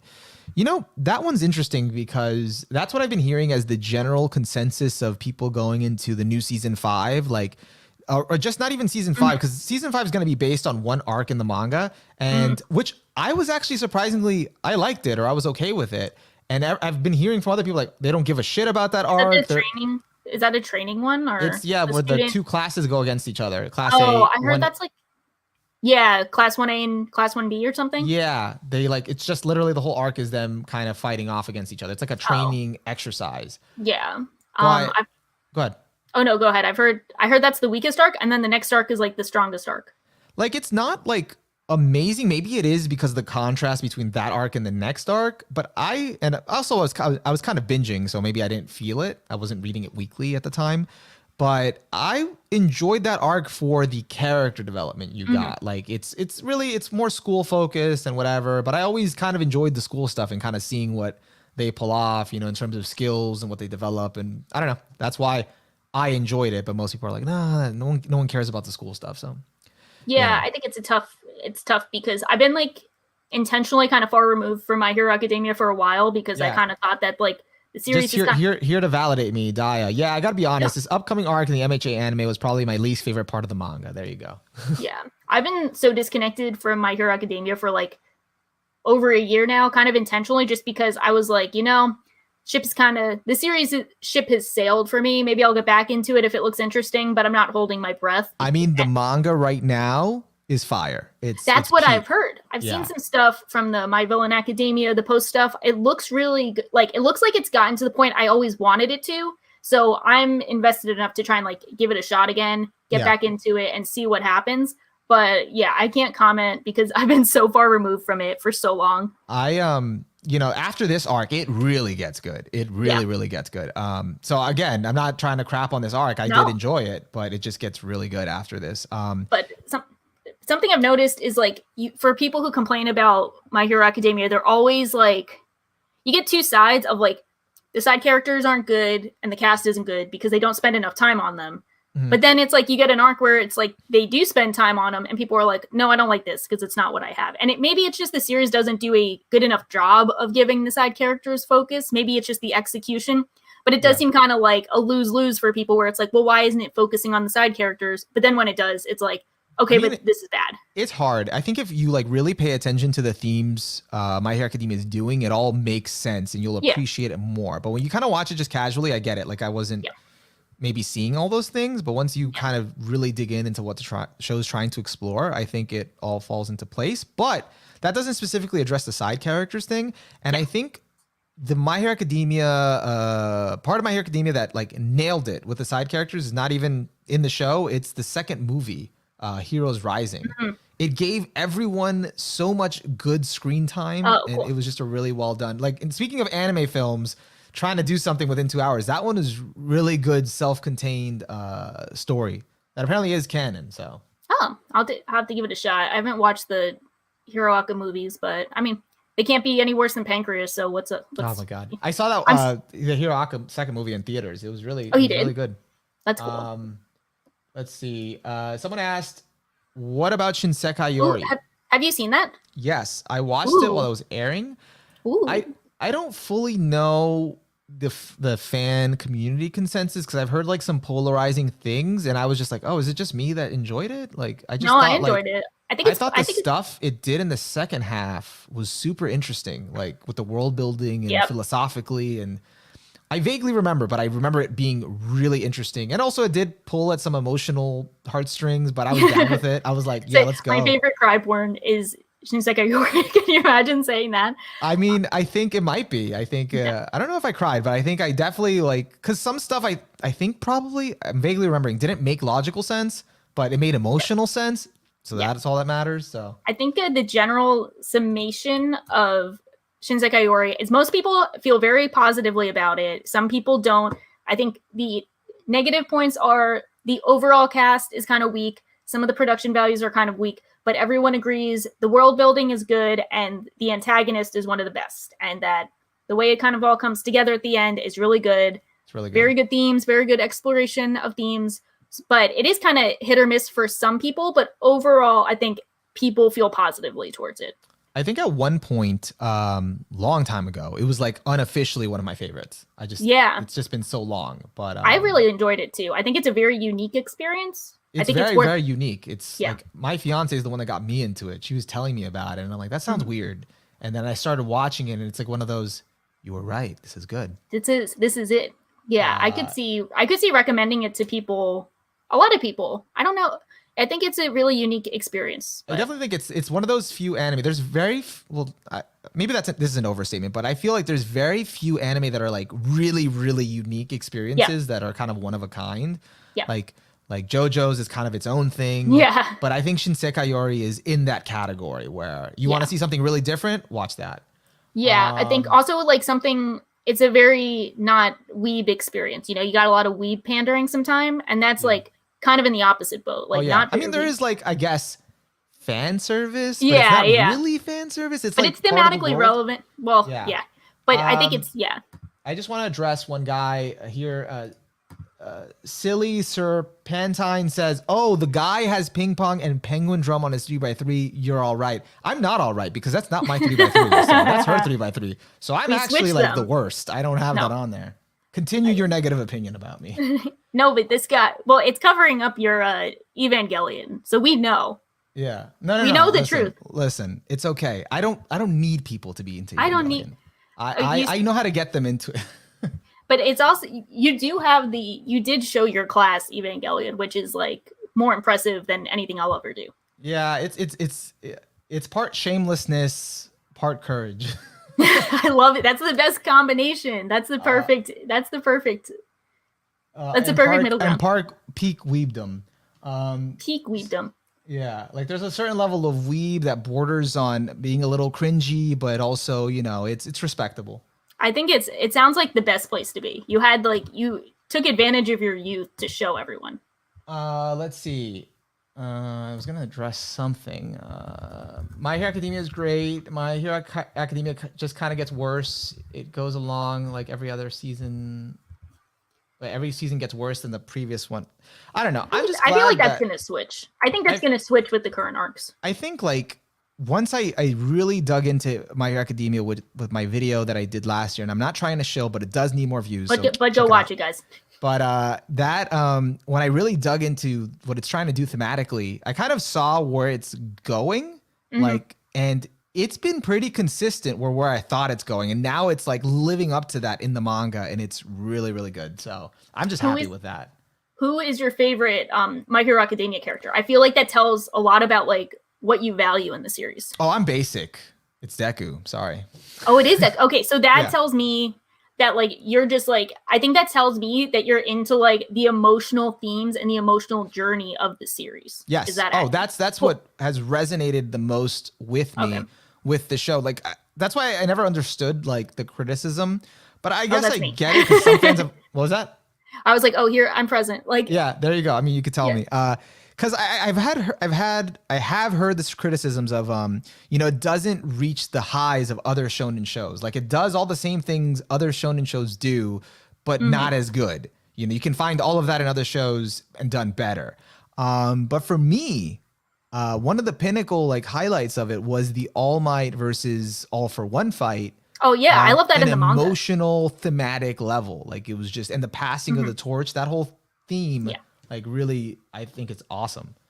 Yeah, I kind of feel bad because this makes me sound like an anime villain, but like I feel like a lot of the people who criticize My Hero Academia make the people like me who also have criticism look bad because they do such a terrible job of criticizing it and they sound so like petty and stupid about it because they'll be like, Deku cries, therefore he's bad. And I'm like, okay, the problem isn't, at least for me, at least early on, so not up to date, my opinion will change. Full disclaimer, my opinion will probably change. But my issues with it early on were never like, Deku cries, therefore it's bad. It's like, I want to see a wider variety of emotional resonance from Deku beyond either him being focused or him crying. I'd love to see him express anger, maybe a bit more like a different type of sense of humor. It was more of like, he was too limited in the He's kind of one note. Right? Yeah, like a bit one note, but like just he didn't have emotions I could really connect with, at least at the current time. So my issue was never like, okay, Deku cries, therefore he's bad. It's like, no, it's that we either get crying or this. I want more. So I feel like, yeah. And I feel like people kind of like miss the mark on how to criticize it. I'm criticizing the criticism, so I guess that's full snob. But like, I understand the frustration with a lot of the criticism because it's not really well thought out. I think what it is, and I could be wrong here, and I totally get that. I feel like I give maybe Deku too much of a pass because, like, I mean, that is valid criticism, and it just doesn't bother me.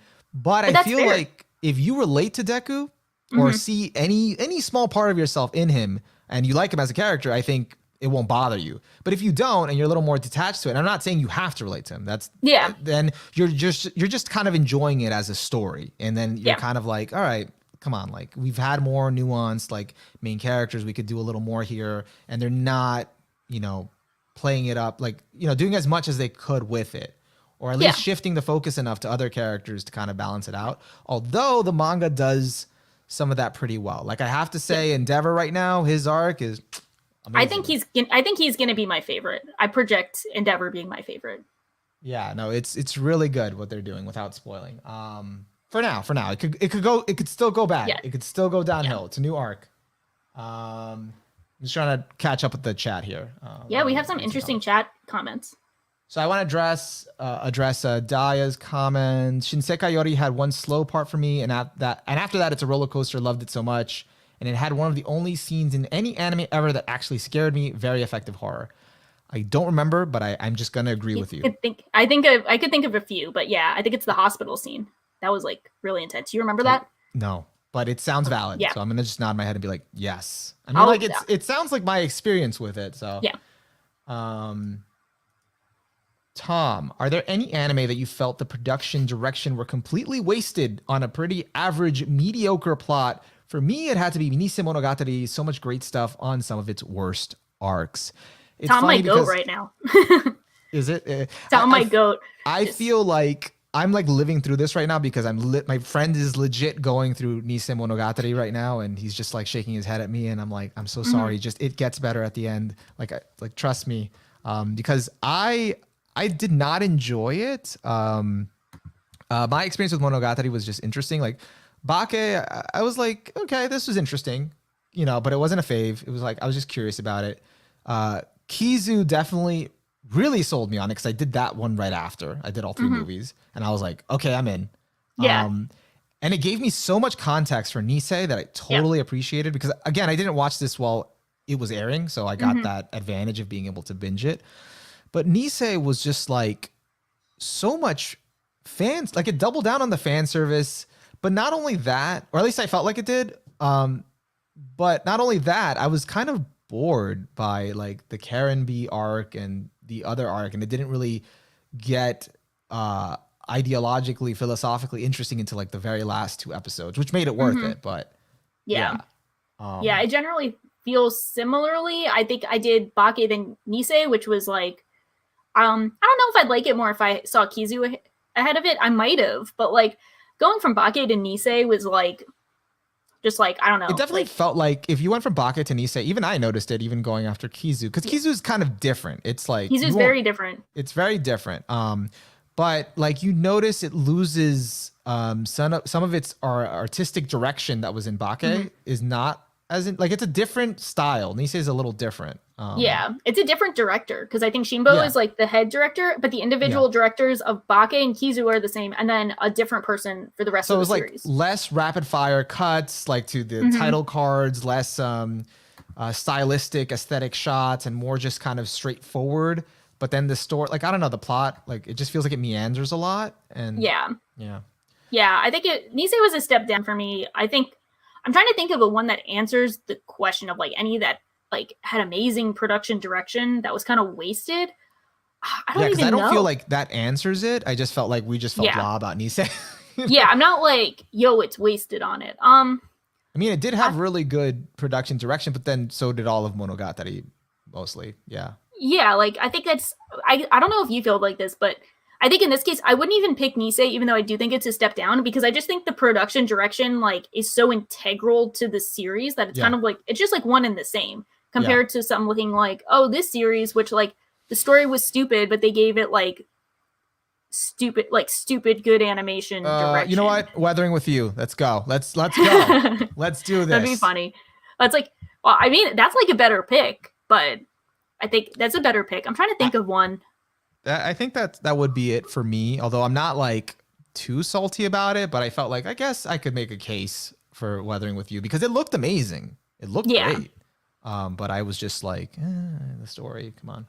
I don't know, like which fan base do I piss off with this answer? I guess like choose wisely.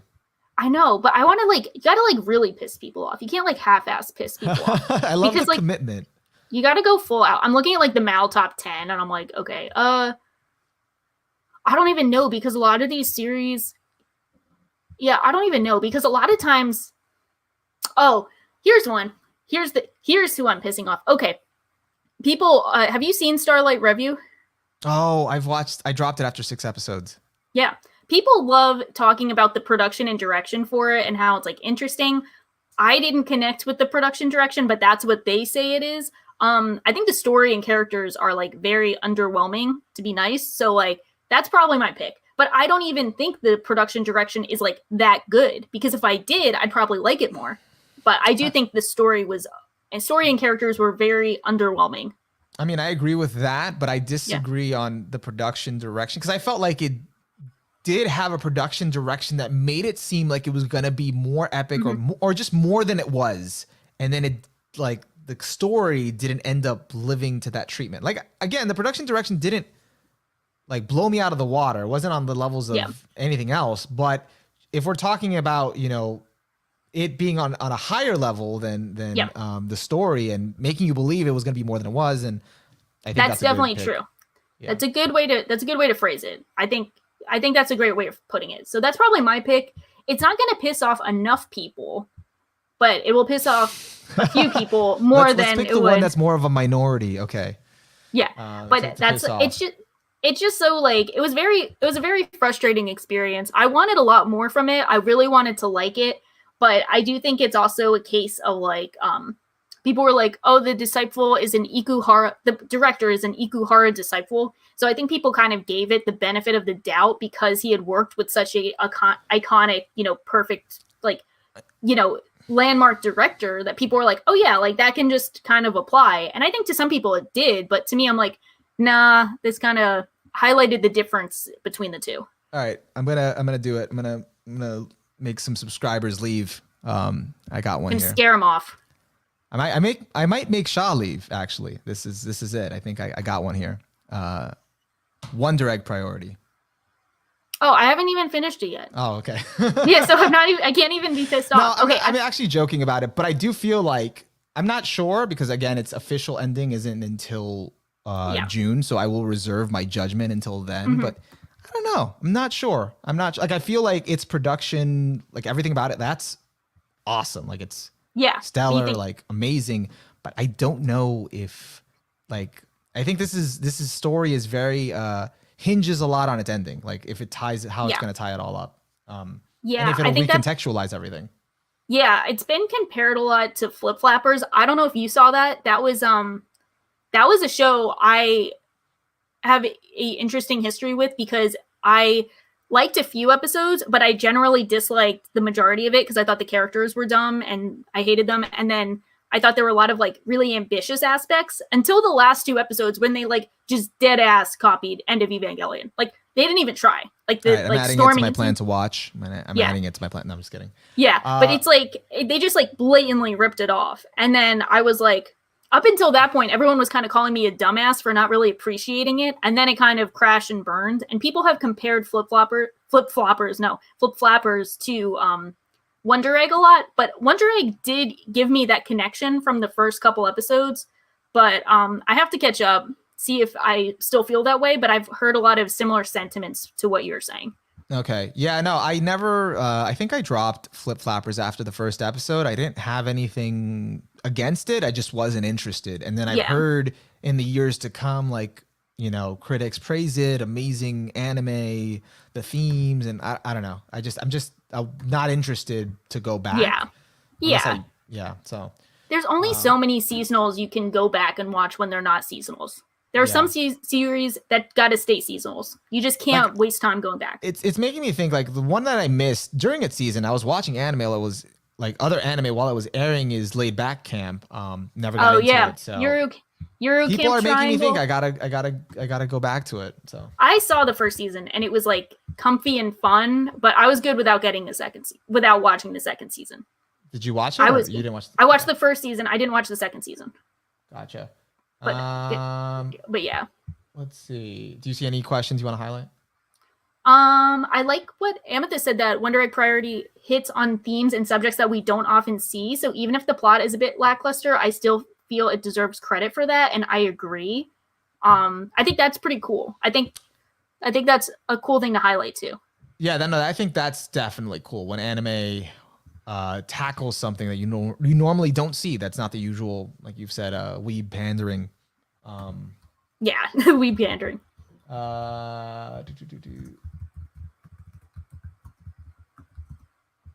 So this is an interesting. Do you think people would be interested in hearing our hot takes podcast or something of like us just like where we actually find the hot takes we have? Did someone suggest that? No, I suggested that. Oh, okay. You're suggesting that. I'm going to type it in chat. I suggest. You know what I want to do? It's an interesting idea because I feel like we don't get to explore a lot of hot takes, but I don't want a hot takes podcast just for the sake of pissing people off. Like if that's like a secondary effect, genuine that's hot fine. takes. But I feel like there's sometimes like some value in exploring these conversations. You get a different take and kind of seeing that. So I'd be down, but it'd be cool if we could get other people in the community that have hot takes that they don't readily share. Yeah. To talk about them with us. Exposing your favorite community members' hot takes. That would be fun.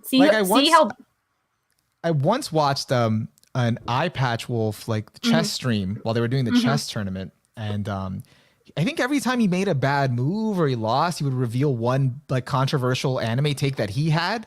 And he doesn't I guess he doesn't make these public or whatever. And then what did he say? Said some stuff. It was really interesting. Tell me. He went hard. It was good. He ragged on Promare. He said that being My Hero super Eye Patch Wolf. He My Hero Academia. He did say the thing about like every other shonen does everything My Hero Academia does, but better. It's mid. Picking up my drink back and redeemed. Okay. I think he said something about JoJo's. I forget what it was. Like he went in. I need to see this. Oh my God. And he was doubling down and not taking it back. I'm like, this is interesting. This is good content.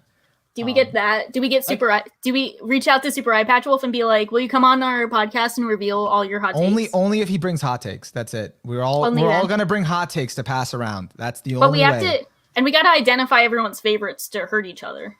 Yeah, no, and I gotta be honest, I didn't come out of that Eye Patch Wolf unscathed. Like I got hurt. I took some damage. And like I was like, he hurt me. I didn't believe he would do that. But I respected it. Because he's like the nicest guy. Like when you meet, like I got to meet him at AX, and he's like the nicest guy. We have someone that's interested in our hot takes. I don't think Tay is not interested in my hot takes because he knows my hot takes and he knows what goes down. Yeah, and Eye Patch Wolf, super nice guy. Definitely agree with that. Yeah. But probably like extremely savage, like low key. I would love to see it. Oh my God. Like Eye Patch Wolf Unleashed. Roast me. But not really. Don't do it. But do it, but don't do it. Let's see.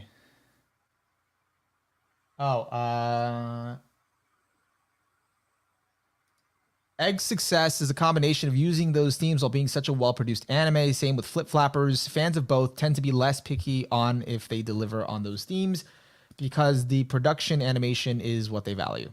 True. I agree with that.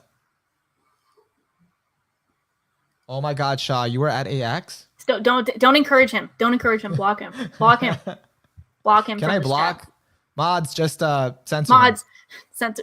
Yeah. At Shaw's request, not mine. Get his ass off. All right. Looks like we don't have any other questions. So unless there's this was a good else, post show. This was a great post show discussion. We got a lot of really cool comments from people, and like we got to talk about a lot of shows that we got good ideas for future podcasts that'll get us canceled. Love that. All right. And then have you seen any new spring anime yet? I think that's a spoiler for next week's podcast, but we'll let you know next week. I still haven't checked out anything. I tried to check out one show and I watched like 2 minutes and I'm like, this isn't interesting. But I need to watch the new SSSS Dynazemon. That's the one. Yeah. I want to check that out. That's definitely, you have to watch that. That's your brand. 4 S's. It is my brand. So many S's. Yeah, I got to check that one out. Apparently, I also have to check out Shaman King because everyone thinks my name is based off Shaman King, and I've never seen either Shaman King. So. Wait, it's not? No. Okay, I'm just kidding. Yeah, because like but everyone's like, "Oh, are you excited for Shaman King?" Once I saw someone say that, I think on Twitter to you, I was like, "Oh shit." You could totally think it's based, like it's literally like if you just add the MAN, like it's the title. I should make that my username for the time being, be like Shaman King, and just like pretend to be that show. I'm like back to the spring season question. I'm definitely looking forward to Megalobox 2 or called Nomad whenever that comes out, and there's a few other shows. I don't think this season is going to be as fire as this last season, but I don't know. This last season was like an exception, like a gift from the anime gods to make up for the past year or so.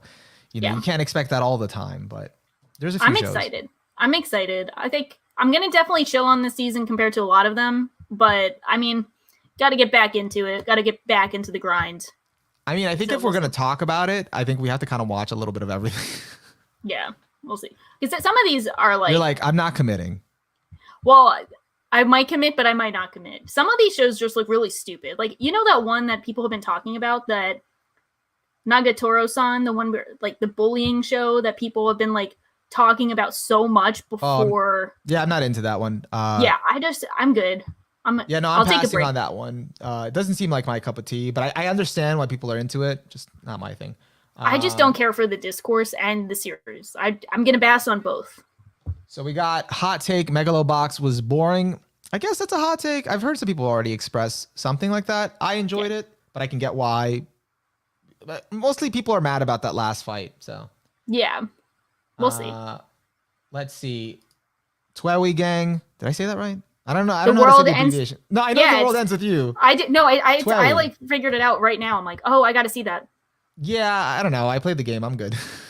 Oh yeah, that's right. Because we talked about this. I don't believe in video game adaptations, so I'm they've burned me before. Agree. But if you watch it and you let me know and it's solid, I'll check it out. Yeah, I'll take the hit. We'll find out. Hit. Let's see. Oh, I don't know what To Your Eternity is. So. Oh, that one I heard is really good. That's by the same creator as the A Silent Voice manga. Oh, okay. Yeah, I heard really good things. Is it Brainbase? Yeah, Brainspace is low-key a goat studio. Let's see. Plan to watch me. Ooh. All right. Yeah, gotta keep that. We should probably save the rest of this. Yeah, we'll save this for next time. All right, guys. Thank you so much for joining us. Hopefully you guys enjoyed the podcast and tune in next week. I'm not going to do the whole spiel with the subscribe. Like, we already did that. So we'll catch you guys later. Bye, guys. Subscribe. See ya.